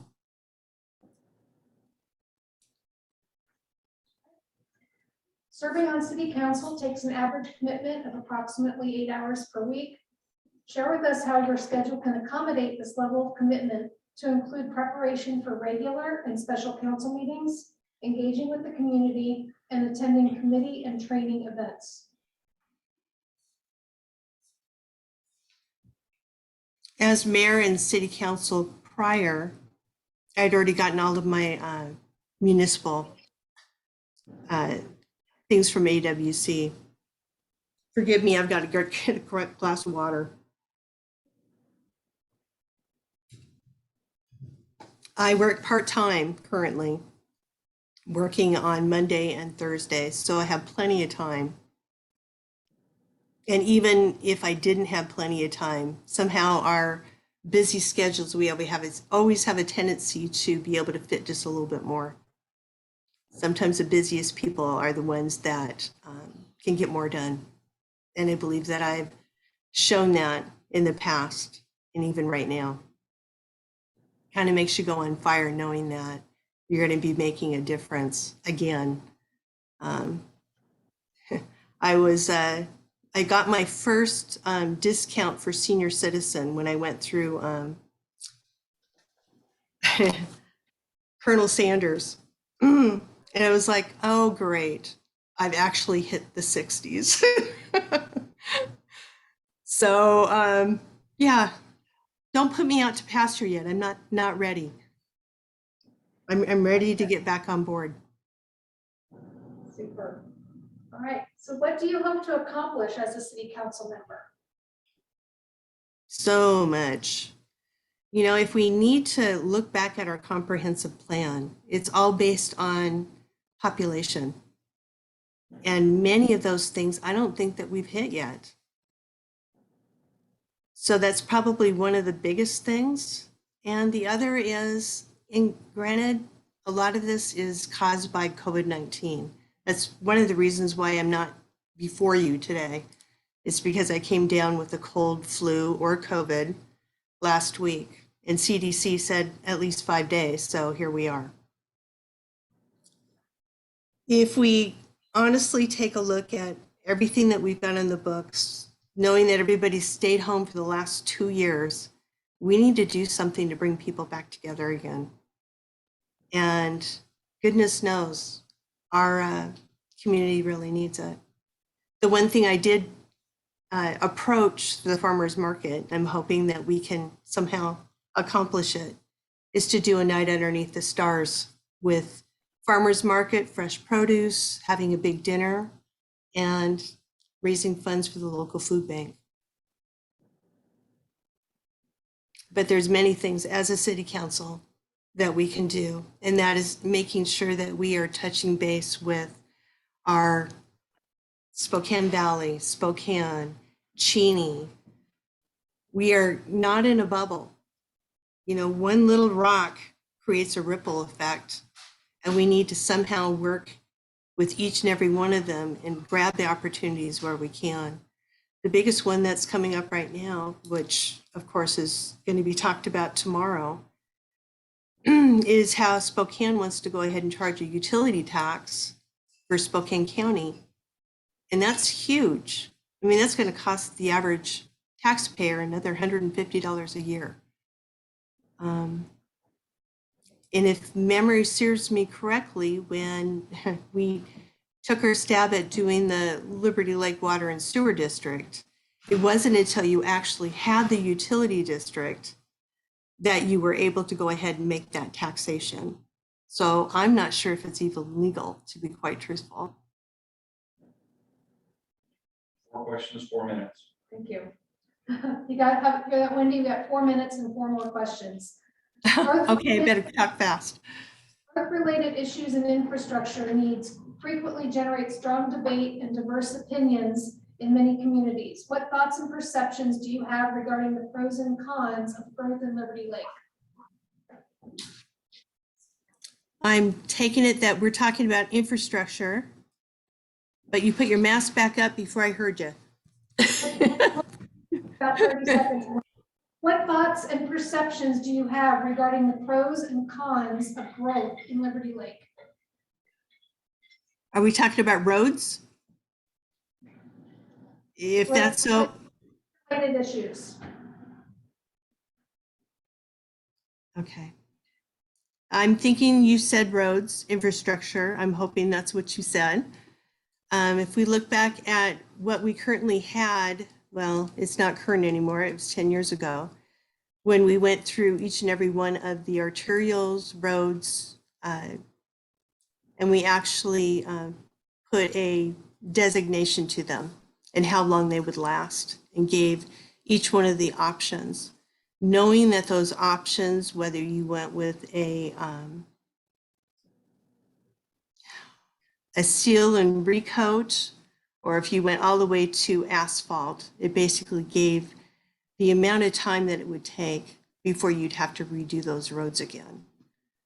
Chip seal seemed to be the most cost effective. Usually it would last about 12 years, whereas the asphalt, I believe, lasted about 15.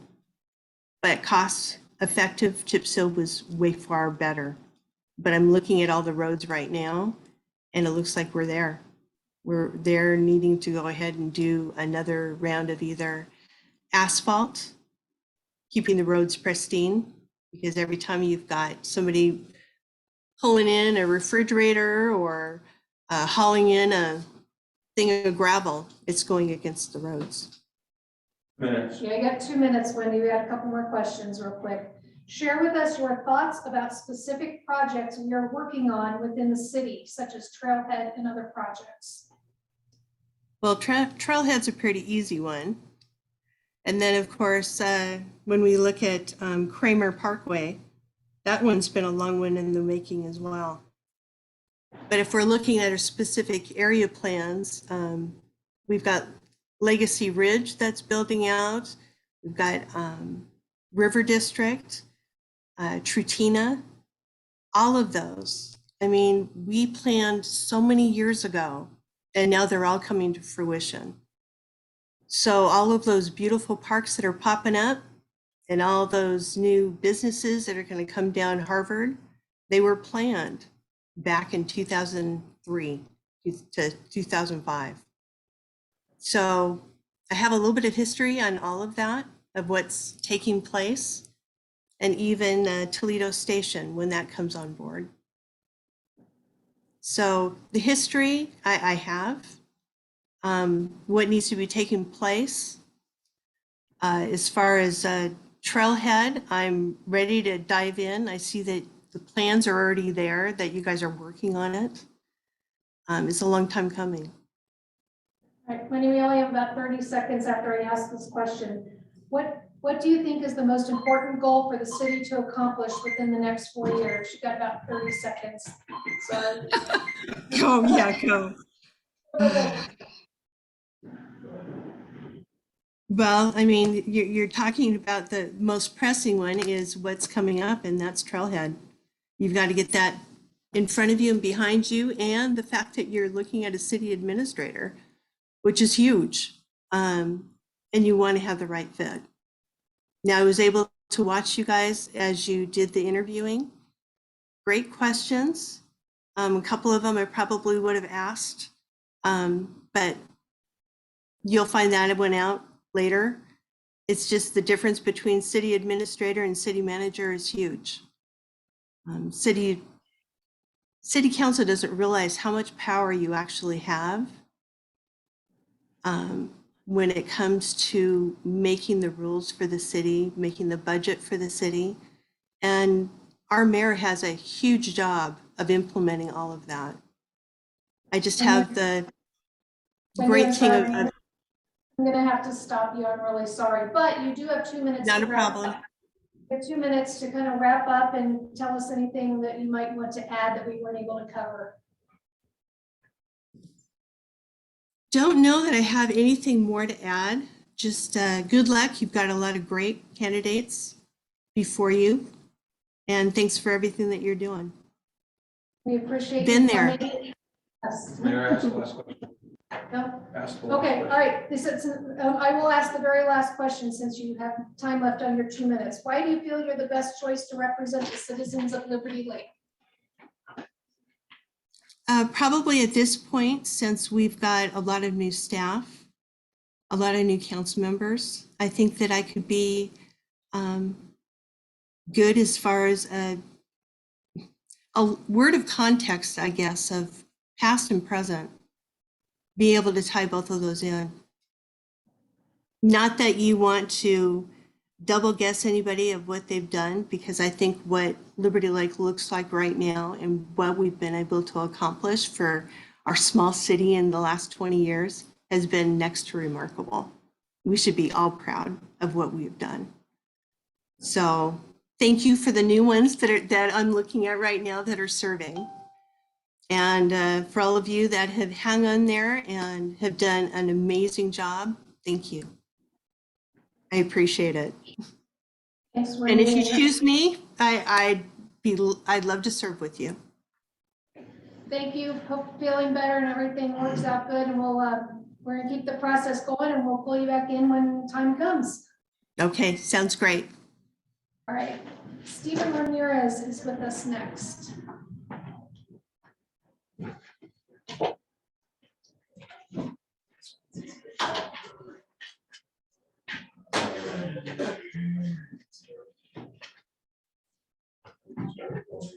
Come on in. Hello, welcome. Hi. Get comfortable. We've got Mayor Pro Tem. Well, he should be back here in just a minute. While we're waiting on him, I'll let you know, we do have 2 council members on Zoom, so they're kind of watching. Okay. So you have the 4 that are, You're managing the 2 minutes at the end? yeah, I I can. saw. Yeah, I can do that. I'll manage the 15. Okay. So, Would you like me to keep track of the time? oh, we're here. We can make eye Okay. contact. We've got the 15 minutes up on the screen now. Okay. So sorry, Stephen. So we've got 10 questions, 15 minutes, so be mindful of the time. Rapid fire. Yeah. And then at the end, you'll have 2 minutes to kind of do a wrap up and let us know anything you may have wanted to touch on that we didn't. And as soon as Mayor Pro Tem rejoins us, we'll get started. If Mayor Pro Tem stepped out, can I step out real quick? Yeah, sure. Run. Real quick. Run. I can do that.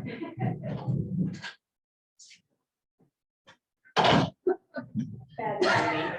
Well, we're done. We're done. Here's a flash. Who do we choose? Did I get it?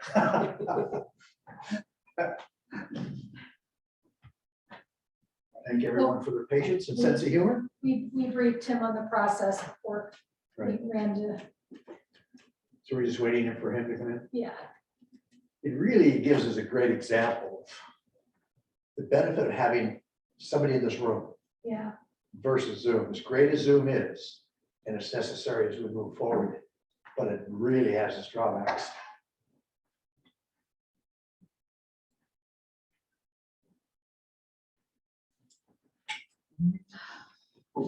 So he is not as speedy as he said he would be. Okay.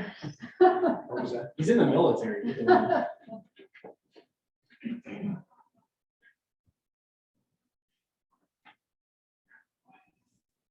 Is he not with us? No, he was here and you guys you literally came in as he ran out that. Oh, door. yeah. Literally ran out that door because we were talking. Bad timing. I just realized that. You're so fast, you didn't even see it. I know I had that impact for room to clear when I come in. I just didn't realize it was that powerful.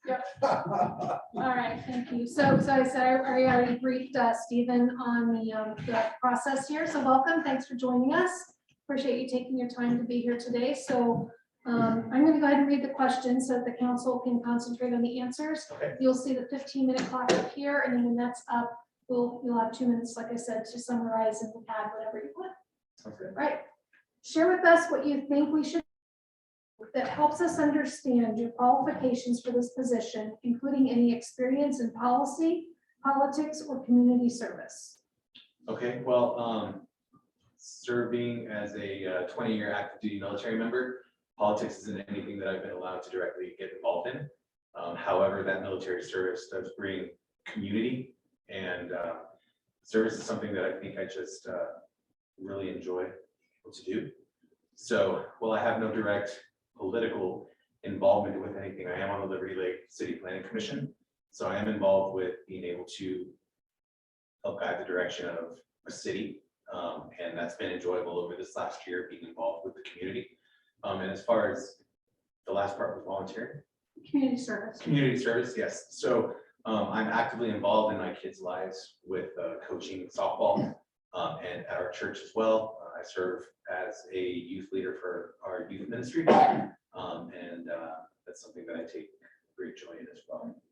And in case I forgot to mention, we do have two council members on Zoom with us. I forgot to mention that. Okay. So, okay. Sorry if I didn't look at you, I apologize. I forgot to mention that. What do you think the qualities of a community leader are? Which of these qualities that you described do you possess? Oh, boy. Well, I'll just come right out and say the qualities I'm going to list are, I believe, are qualities that I possess or hope to possess, right?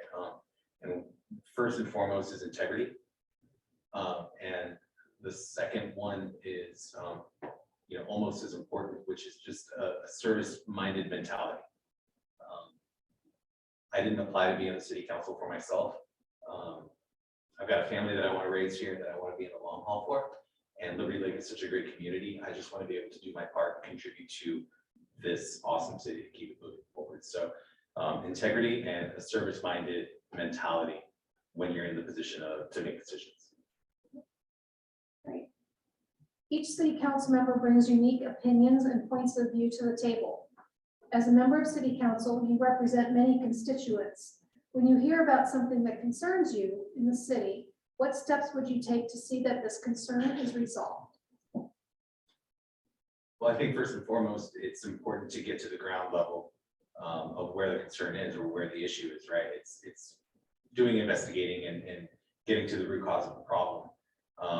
If that involves having to knock on a door, so be it. If that involves having to make some additional phone calls and do a little more digging, so be it. You don't want anything to go unresolved, because unresolved problems that fester only typically tend to evolve into bigger problems. So you want to try to take care of it at the lowest level as quickly as possible. If you were to list your top budgeting priorities, what would they be? That's a really good question. I would definitely go say law enforcement first and foremost. Again, this is a great city, and for myself and my family, a big reason for that is its safety. And I think that is first and foremost the obligation of anybody who represents or sits in a position like city council, is to take care of their city. So that would definitely be my top priority. Second, it's really just, we have a great green space. Really just making sure that the green space is taken care of. And then in addition to that, it's really just our infrastructure. So with things like all of the weather that we've been experiencing lately, being able to get the tows out to get the roads cleared, that's huge. Being able to make sure that we can build a new overpass to help clear congestion within the city, that is another huge hurdle that really just opens it up and makes life a little more easy in Liberty Lake. So law enforcement for protection of our citizens, infrastructure, and certainly the green space that we have. Thank you. Okay, serving on city council takes an average commitment of approximately 8 hours per week. Share with us how your schedule can accommodate this level of commitment to include preparation for regular and special council meetings, engaging with the community, and attending committee and training events. Well, my schedule right now is a 4-3 schedule. So it won't be a 4-3 schedule for long, as I'll be retiring here shortly from the military. But with that does free up time for me to be able to focus on Liberty Lake on Mondays, on my off day. Like I said, I'm also getting ready to retire. Not quite sure how long I'll be unemployed for, but that'll also allow me a little more extra time to be involved directly with making sure that I'm not falling behind on anything. Otherwise, it's really just a matter of managing my time. And if I'm working a typical Monday through Friday 9 to 5 type of job, I'm a morning person as it is, and I like to get up early. So my mornings would be spent handling business within the city council responsibilities before I head off to work. And then on nights where there's meetings, it's making sure that I'm prepared beforehand. And if that involves having to leave work a little bit early to make sure that I'm properly taking care of it, that's what we'll do. Thank you. So what do you hope to accomplish as a city council member? Like I said, Liberty Lake is it's just such a wonderful, unique community. I've been fortunate enough to live all over the country. And my wife and I would both tell you that Liberty Lake is a place that's unique to its own. And I think that's in part because it is such a tight-knit community. It's the first place that I've ever lived in where I've seen so many, where I see literally everybody walking, biking, or running everywhere. Whenever it's sunlight out, even if it's 30 degrees, they're out running, and that is amazing. There's an aura of Liberty Lake that has this special feeling to it that really I just want to be able to contribute to keep going. Liberty Lake is growing, but you don't want it to grow too big to where you run the risk of potentially losing that which makes Liberty Lake special. So it's finding that balance, and as Liberty Lake grows and as the city moves forward with making sure that that balance is kept where both ends of the scale don't tip over and you don't end up with far more residents than the infrastructure can support, or far more infrastructure than is needed for the residents that are actually here. So for me, it's really just making sure, again, that I can take care of the community, that I can give the community members of Liberty Lake a voice, and represent them to the best of my ability with, again, whatever that may be, whichever political sway that looks like. I'm not really joining or applying for a political reason. It's, again, just to serve my community as a whole and help this place move forward for the betterment of it. All right. Growth-related issues and infrastructure needs frequently generate strong debate and diverse opinions in many communities. What thoughts and perceptions do you have regarding the pros and cons of growth in Liberty Lake? Well, I think I started to touch on it a little bit here, right? Liberty Lake is a wonderful community. It's unique, and it holds a, when I tell people that I live in Liberty Lake, you kind of get the, oh, right? And that means something special, I think, to people, because people know Liberty Lake is a great place to live. If Liberty Lake becomes a place that grows too big, then you run the risk again of sort of losing what it is that makes Liberty Lake wonderful. So it's, again, just finding that balance of making sure that, yes, we grow, and we grow in a diverse enough way to where we can accommodate residents who want to live here as a renter, residents who may want to live here as a buyer. But you don't want it to the scales, again, either way too far. So it's finding that balance as a council, where if we are going to go with something like rental units, well, what are those rental units going to look like? How many rental units are we looking at? Because, again, with infrastructure and with population, you don't want to overcrowd any specific part of Liberty Lake. So as long as the balance is there to avoid any overcrowding, then I think conversations can be had, and regardless of one opinion being on this extreme versus another being on that extreme, the consensus, the goal is to always find a consensus and move forward together as a council and as a city. Thank you. Great. Share with us your thoughts about specific projects we are working on within the city, such as Trailhead and other projects. Well, I'm going to talk about the overpass, and the overpass being built the way that it is, and all the congestion that's going to open up. Specifically, if you just look at something as simple as Ridgeline and Selkirk, with the pass being built where it is going to make it so much easier for anybody to be able to get their kids to and from school. And then more important, not most importantly, but in addition to that, to the parents taking their kids to school, the buses, just freeing up morning traffic to allow kids to get to school on time, to allow parents to get to school on time, or to get to work on time from school. And then in the evening, parents getting home from work, avoiding a little extra traffic when you have two exits as opposed to one. just makes things a lot easier. In addition to that, you know, I think the next thing, just something as simple as the restaurant moving to where it is exciting. And with Trailhead, I'm not too read up on it right now, but those are the two things that I think I'm pretty excited about. Thank you. All right. What do you think is the most important goal for the city to accomplish within the next 4 years? Oh boy, that's a question. Do we have 15 minutes for that? Nope. Over the next 4 years. I think that Liberty Lake is prime for some really special retail spaces that can come through. And I think that it's important to try to, if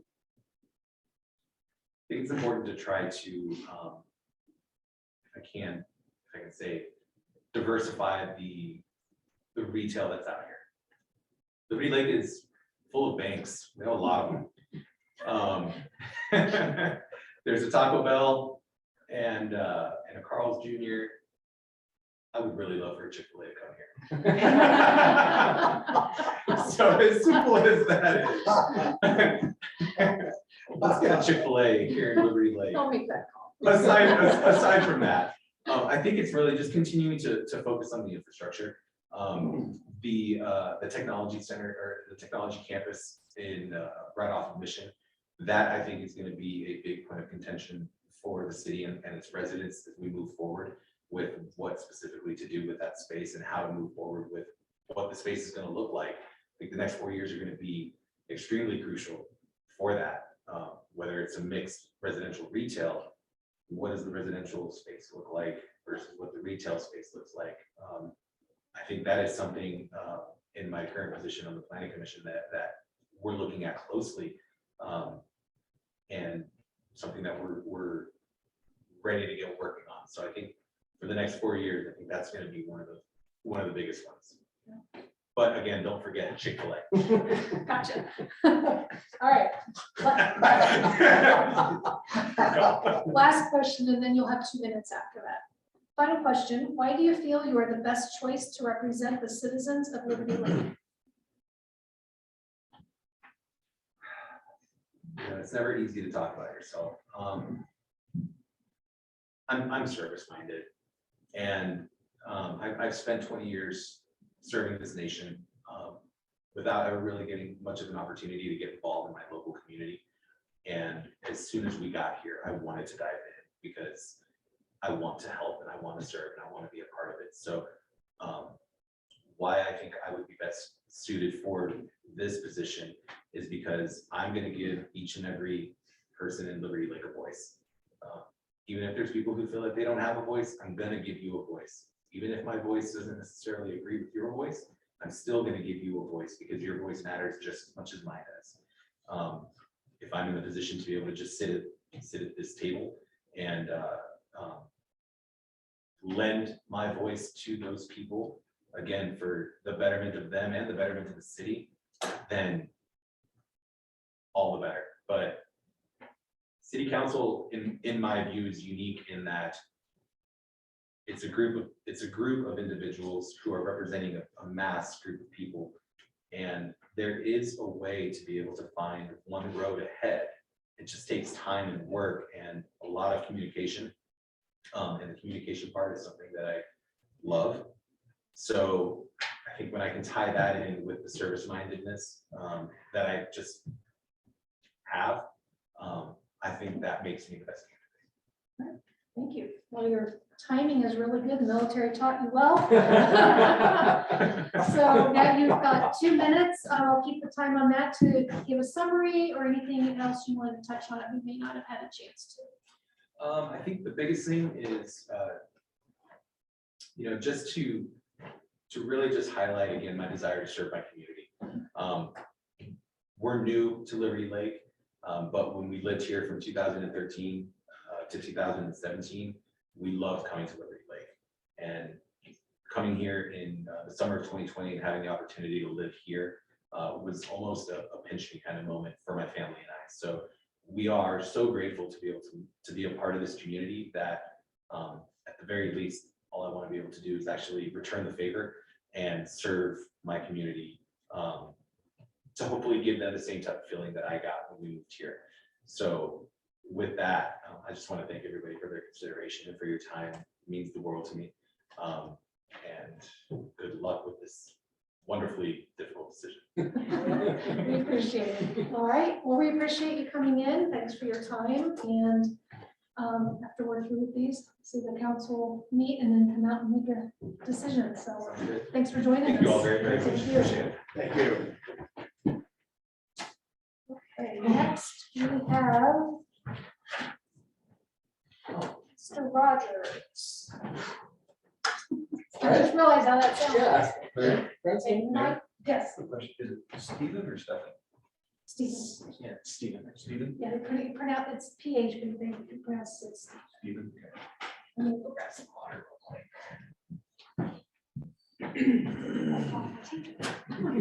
Now, do you want me to wipe it? Yeah.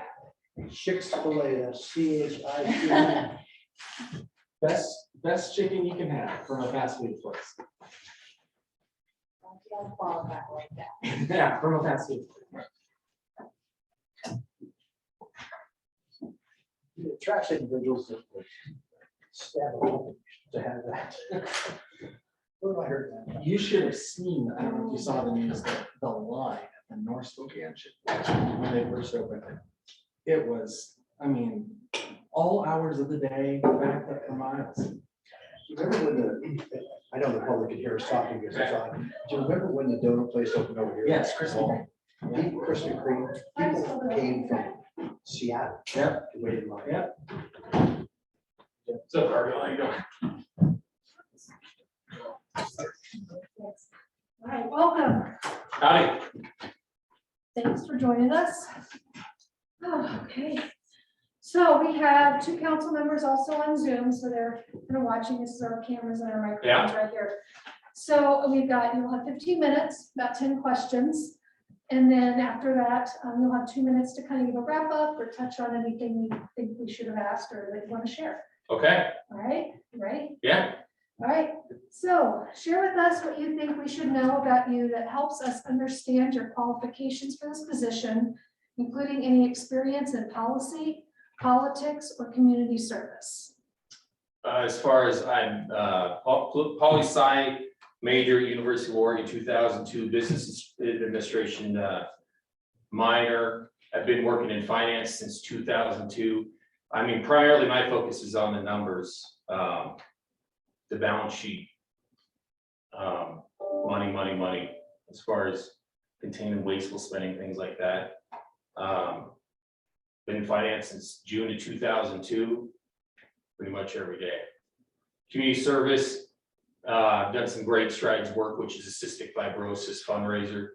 I've got a 15-year-old, he's got a respiratory disease called cystic fibrosis. And that's just raising money for research because it's all privately funded, none of it's government funded. So that would primarily be my community service stuff. I mean, you know, then I'm working and using all the great golf courses here in Liberty Lake with my boys. Okay. But what do you think the qualities of a community leader are? Which of these qualities you described do you possess? Leadership, lead by example.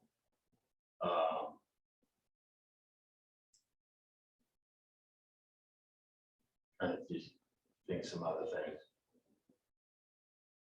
Do the same thing in public as you do it at home in front of your kids. Just always setting a good example for your peers, for your community members, stepping up when they need help.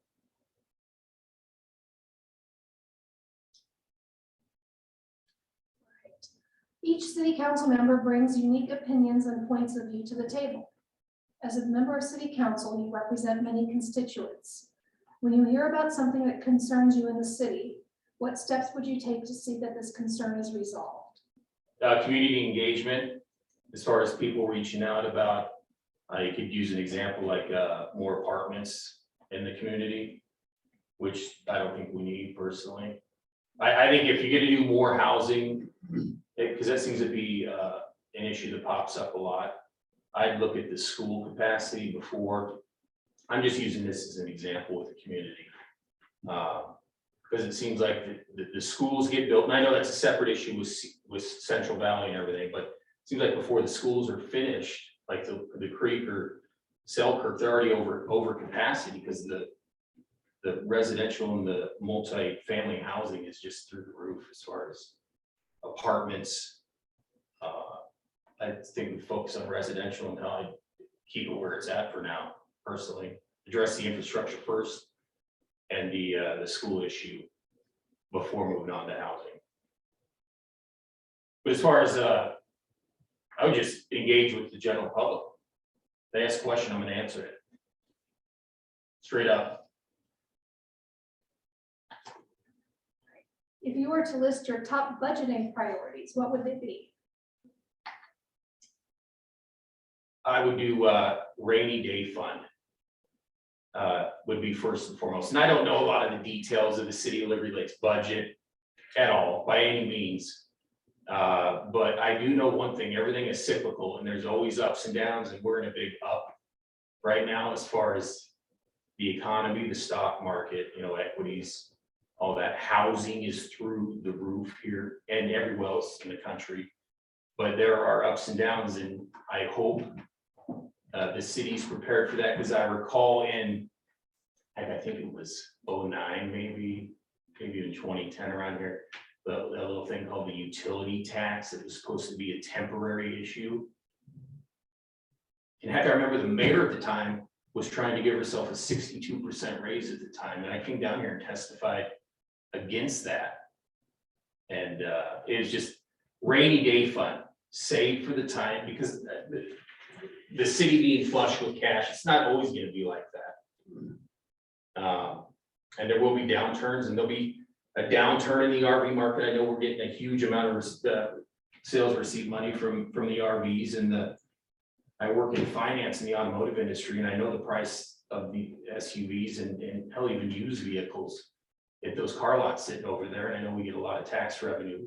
But that said, like I said, it's cyclical. What goes up comes down and back again. It's not always. We might have a little roaring 20s on our hands right now, but we should always prepare for beyond that, because it will happen. Okay. Serving on city council takes an average commitment of approximately 8 hours per week. Share with us how your schedule can accommodate this level of commitment, to include preparation for regular and special council meetings, engaging with the community, and attending committee and training events. Well, I work from home.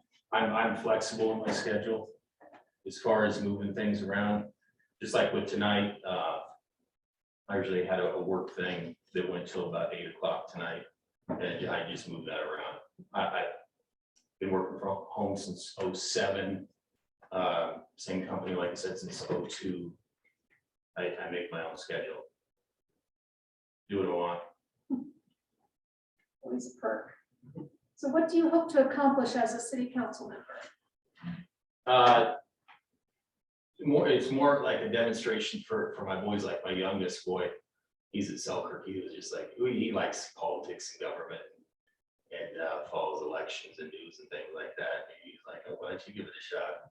I think, why not? We always talk about it. So more just want I demonstrate to him to just be involved in your public. Volunteer, city council, mayor, planning commission, just be involved with the community. Like I said earlier, set a good example for the ones below us, our kids. Just be involved. Growth-related issues and infrastructure needs frequently generate strong debate and diverse opinions in many communities. What thoughts and perceptions do you have regarding the pros and cons of growth in Liberty Lake? Well, like I said, I mean, I know Rocky Hill's growing. It's almost done. I live in Rocky Hill.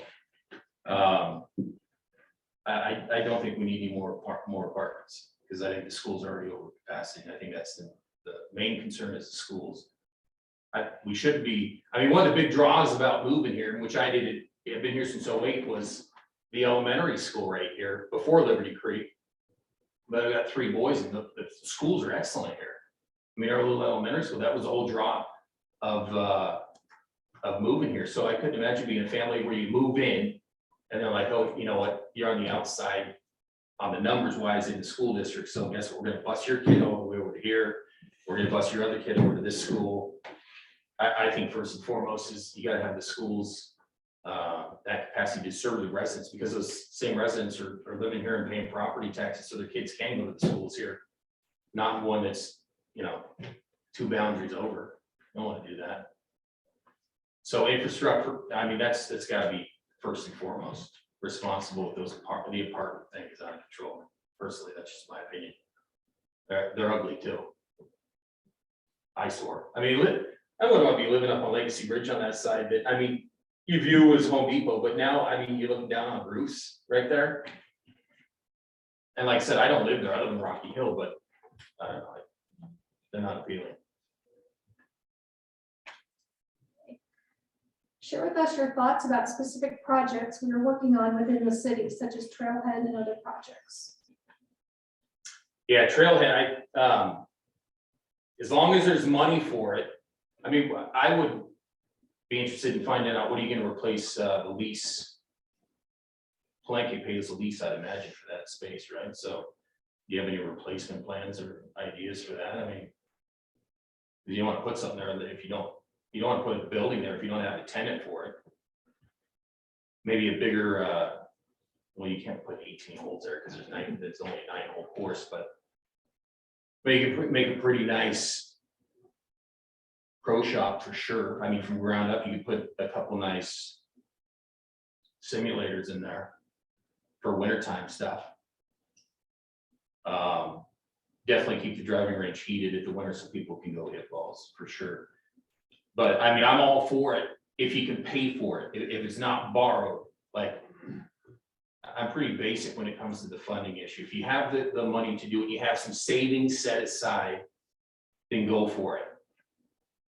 Like I'm all for repealing that damn utility tax. I mean, it's still kind of like an eyesore thing, or I just remember it, that's all, because it was supposed to be temporary. I even looked in the splash at some of the archived articles. I think it's from 2010 when the mayor at the time, she's like, oh, it's just a temporary tax. I was like, yeah, there's no tax that you like that's not temporary. I mean, come on, give me a break. And I mean, the city's got to be flush with sales tax revenue right now. I mean, it's got to be. With the RV sales and the auto sales, as the car lots, man, they can't even get inventory. They're selling cars so fast, and the used market's insane. All right, 2 more. What do you think is the most important goal for the city to accomplish within the next 4 years? Infrastructure is number one, first and foremost. You know, I've been reading too, another thing, the dog park, I don't get that, because I believe there's a dog park at the state line, I think, over there. Maybe that's county or something. But as far as you know, build to what we're zoned to be built at, keep the apartments out, keep the single-use homes, those can go, but once we're built out, right? I mean, I don't think we should start building high rises and I don't think we're built for that, this place. Traffic's getting insane at like 5 o'clock on, what is it, by the STCU, the zip trip gas, that it just, I don't know, maybe work for another way to get into the city and out of the city from I-90 perhaps. But I would, infrastructure in the schools, I'd seriously cut back on the apartments because the schools can't handle it. I know I brought it up and it sounds like a dead horse, but it's true. Man, trying to think what else. I mean, heck, we're almost at the limit for housing in this area. I mean, we've been looking at the map there. I don't know if there's much more to build here.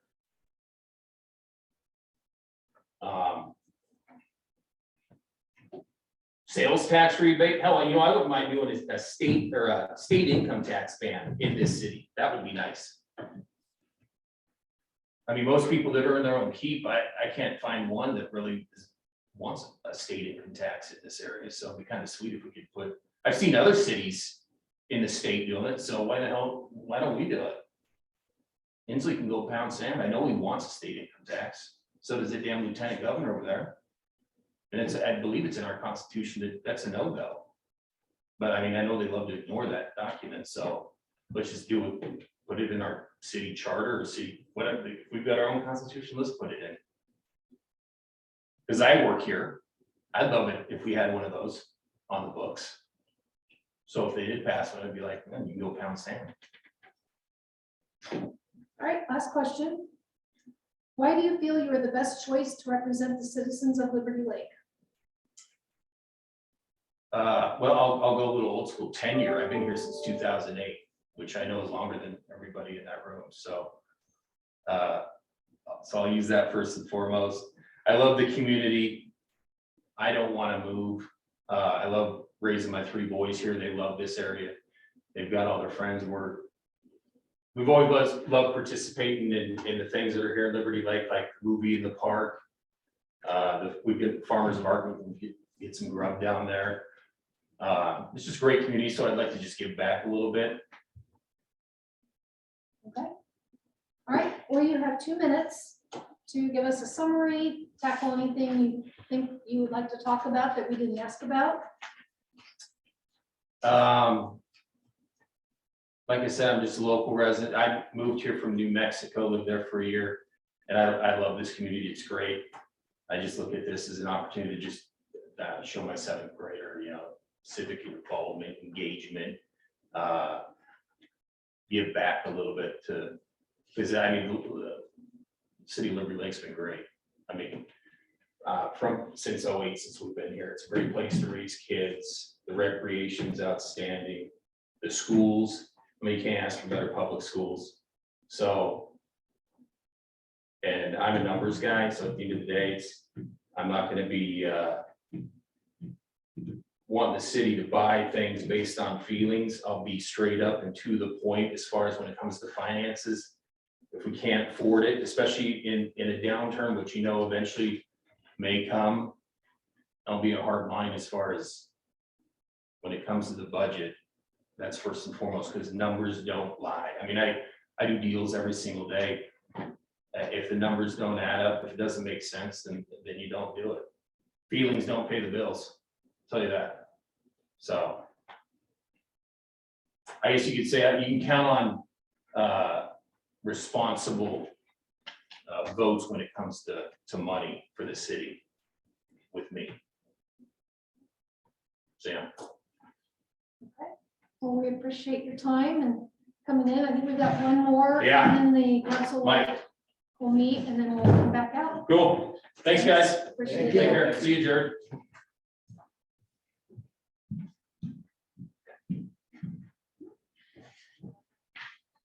Oh, Jared's name is on the computer in front of me. Yeah. Oh. All right, next we have Mike Bahari. Is that how you say his last name? Mike, correct me on your last name. How do I say it? Harry. Behari. Yes. Welcome. Just, so we have 2 council members on Zoom joining in from right here. So you'll have 15 minutes. We've got about 10 questions. And after that, you'll have 2 minutes to kind of give a summary, touch on anything you want to mention that we may not have asked about. Okay. All right. You'll have your 15 minutes up here and then I'll keep the 2-minute timer over here. So share with us what you think we should know about you that helps us understand your qualifications for this position, including any experience in policy, politics, or community service. Okay, yes, a little bit about myself. Currently employed in a city, so I understand the city politics. I understand how cities function. As far as politics, I did run for city council, as you all know, and this is my first time running, so I wasn't very experienced at it, but I had a good time doing it, and I learned a lot. That's just about it. Okay. What do you think the qualities of a community leader are? Which of these qualities you described do you possess? I'd say honesty, being loyal and understanding, empathetic, all those qualities make you a good leader and good for a position when you're to lead people. Each city council member brings unique opinions and points of view to the table. As a member of city council, you represent many constituents. When you hear about something that concerns you in the city, what steps would you take to see that that concern is resolved? Well, first talk to the mayor, city administrator, find out what the issues are. Who are the players, what's exactly going on. We could send out someone and maybe take some evidence, see if there's any, before we jump to conclusion, try to find out all aspects of the situation before making a decision. So if you were to list your top budgeting priorities, what would they be? Say infrastructure, personnel,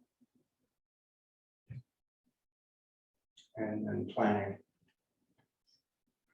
Biased on that. Yeah. We're gonna hear that one. Planning in there, yeah. Okay. Serving on the city council takes an average commitment of approximately 8 hours a week. Share with us how your schedule can accommodate this level of commitment to include preparation for regular and special council meetings, engaging with the community, and attending committee and training events.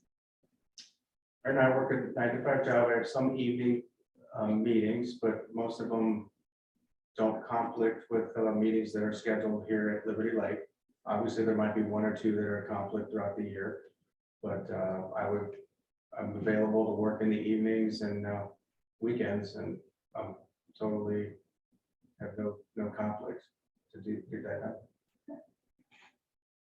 All right. So what do you hope to accomplish as a city council member?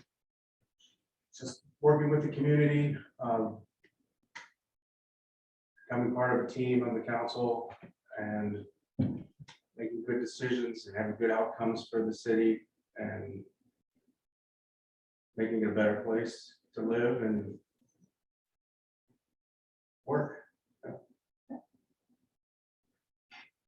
Growth-related issues and infrastructure needs frequently generate strong debate and diverse opinions in many communities. What thoughts and perceptions do you have regarding the pros and cons of growth in Liberty Lake?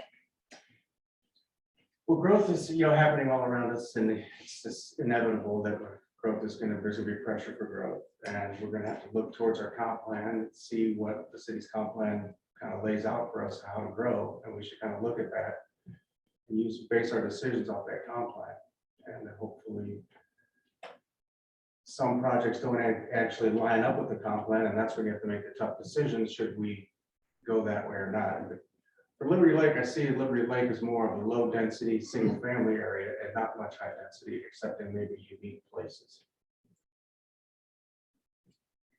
So share with us your thoughts about specific projects we are working on within the city, such as Trailhead and other projects. I like the Trailhead project. I think it's going to be a great amenity. I think that's going to work out well. I was watching the last council, and I understand they're going to do that traffic revision down by Safeway and Yoke. So that's going to be, I think, help with the traffic flow there. I also understand the bridge going over Interstate 90. That's going to be a welcome addition to get traffic across back and forth over and help traffic flow easier throughout the community.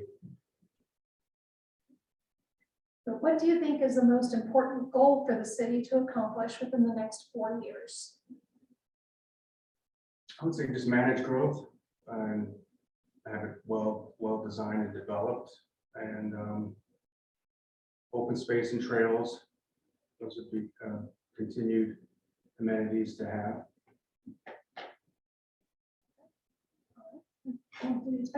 So your final question, why do you feel you are the best choice to represent the citizens of Liberty Lake?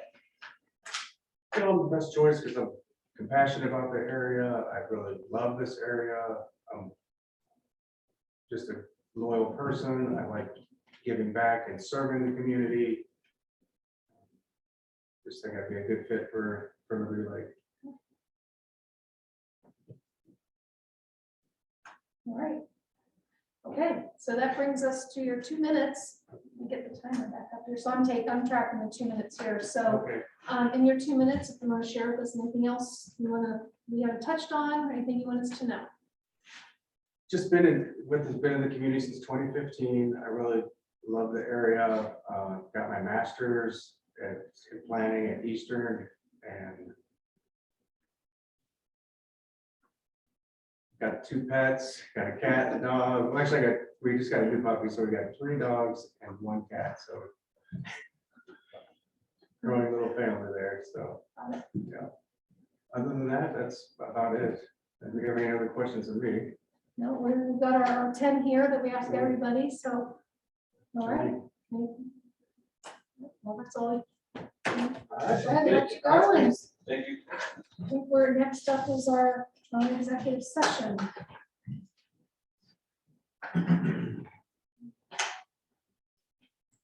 Recommend a So, Todd, we're moving into a breakout room, yes? Yes. Okay, all right. 5-minute break. Yeah. So just for the public, we're going to take a quick 5-minute break. The council is going to be moving out into breakout session. So you can stay where you are. We're going into executive session. Gosh, how long do you think we'll need? 30 minutes? Yeah, so we'll start with 30 minutes. So if the people at home want to take a break and check back, and we'll resume the regular open meeting after executive session. At that point, we'll take nominations. We'll explain the process when we get out of that. We'll take nominations and vote for our next council member. Mayor, Yes, sir. 30 minutes for executive session or less, or, Or, okay, yeah, if we're going to be longer, we will let everybody know. perfect, thank Thanks. you. All right.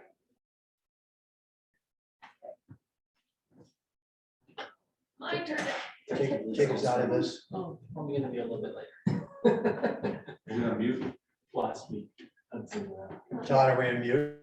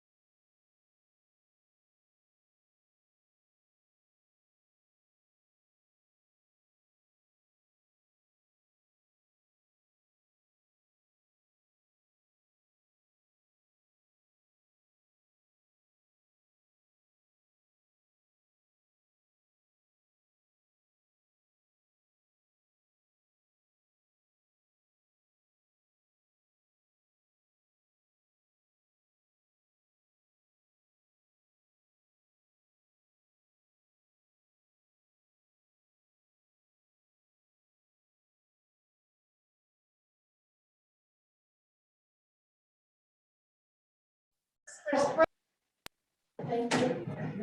We've decided that we want to meet next week. Okay. We've had a ball getting to know. We can handle that. Yeah, just remember that, right? Okay, let me rearrange everybody back on my screen again. Welcome back, Councilmember everybody. Floyer, step back for a second. But, okay, great. We're just gonna get everybody, we got our candidates back in. It's like Brittany Van Orman has joined us. Let me get everyone on in the proper order on my screen here so I don't miss anybody. In no particular order, but get them all up in there. So, with me, and I guess that's another Foyer must have- oh, it's showing the doors behind him. Got it. Here it comes. All right, well, Councilmember Foyer is getting settled. I do want to thank everybody for coming and participating and putting in your time tonight.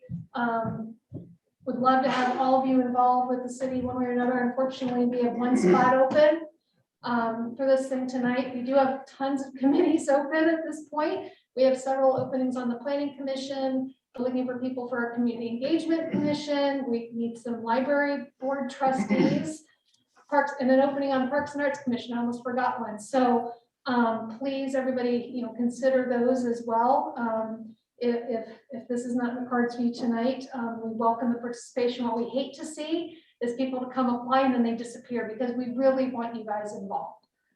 So I would really encourage that. If you want to know more about any of the boards and commissions, just let us know and we can get you some more information. So during the executive session, discuss qualifications. So the process will be, we only do this not very often, so we had to just go ahead and discuss the process as well.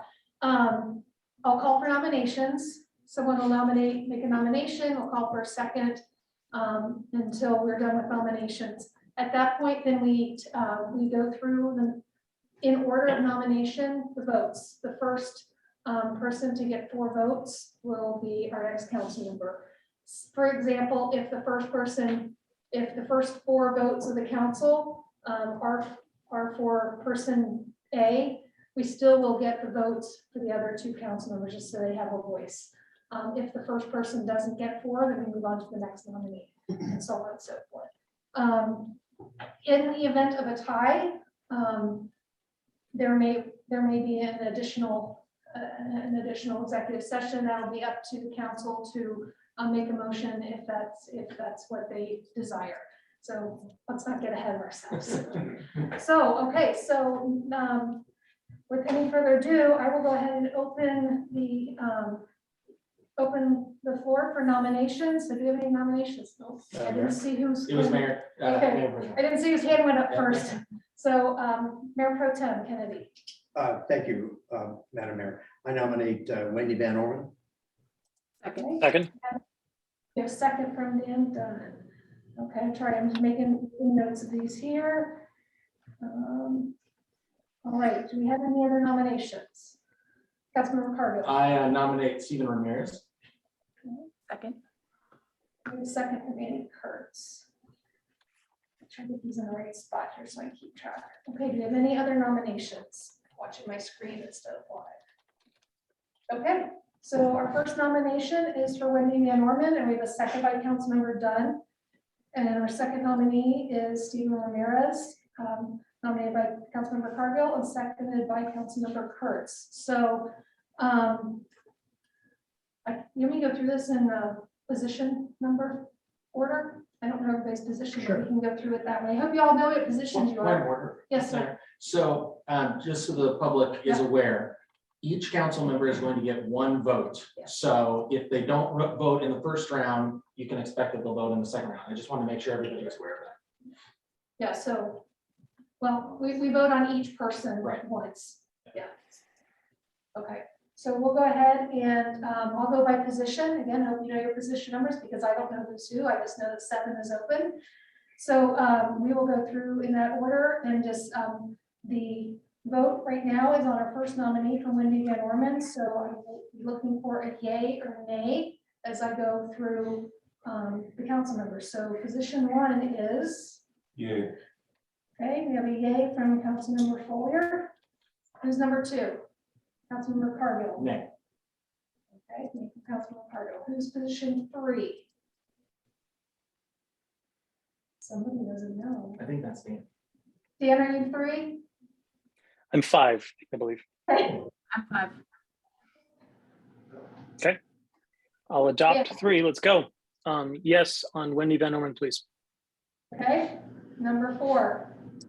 That would be me. Okay, Yes. okay.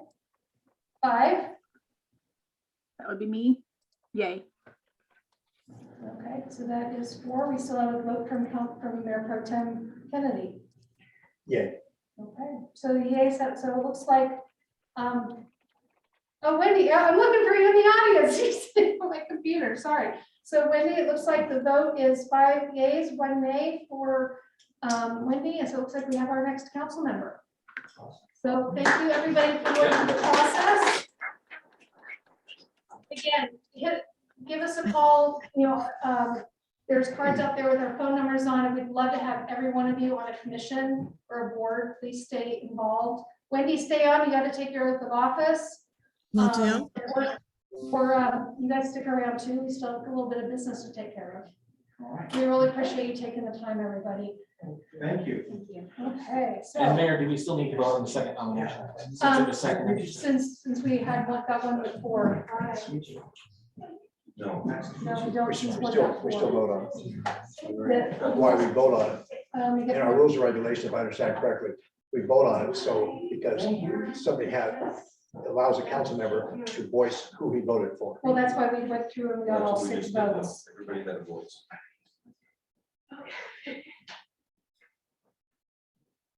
Thank you. So I'll get there. Hold on, 10, 11. I'm pretty sure, yeah, everybody voted on this.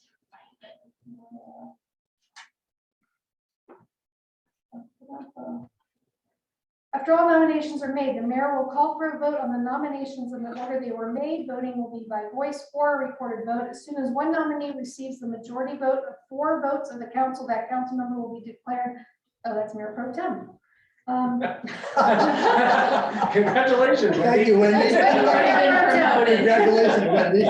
You got a double job.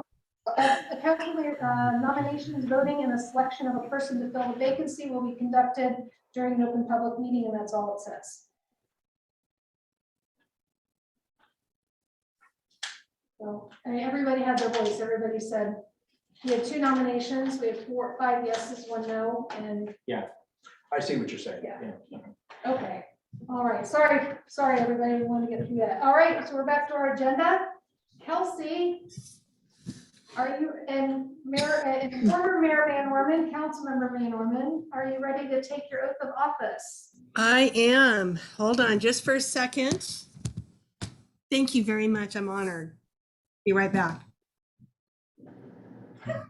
Well, thank you, Wendy. Now we have another vacancy. Yeah.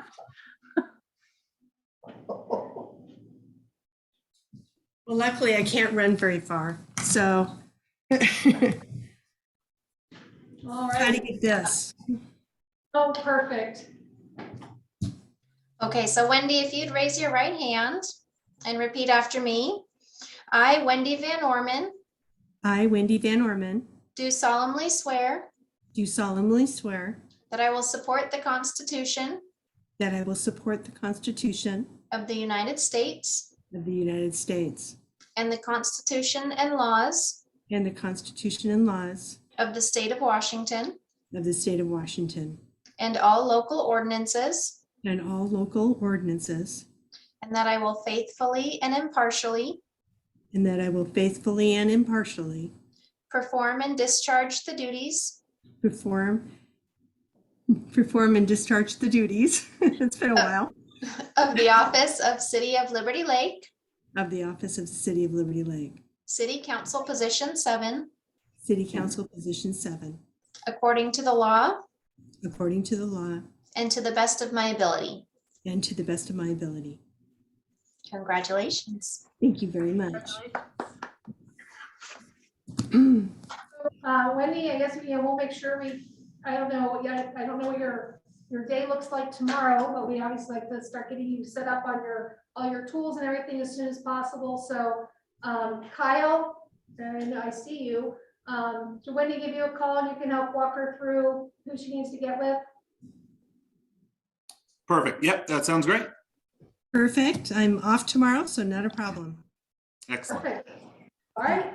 Well, if there's no other business before the council, I make a motion, we adjourn. second, anybody? Second. A motion second to adjourn. Thanks, everybody. We will see you next week. Thank Thanks, you. guys. Very honored. Thanks, everybody.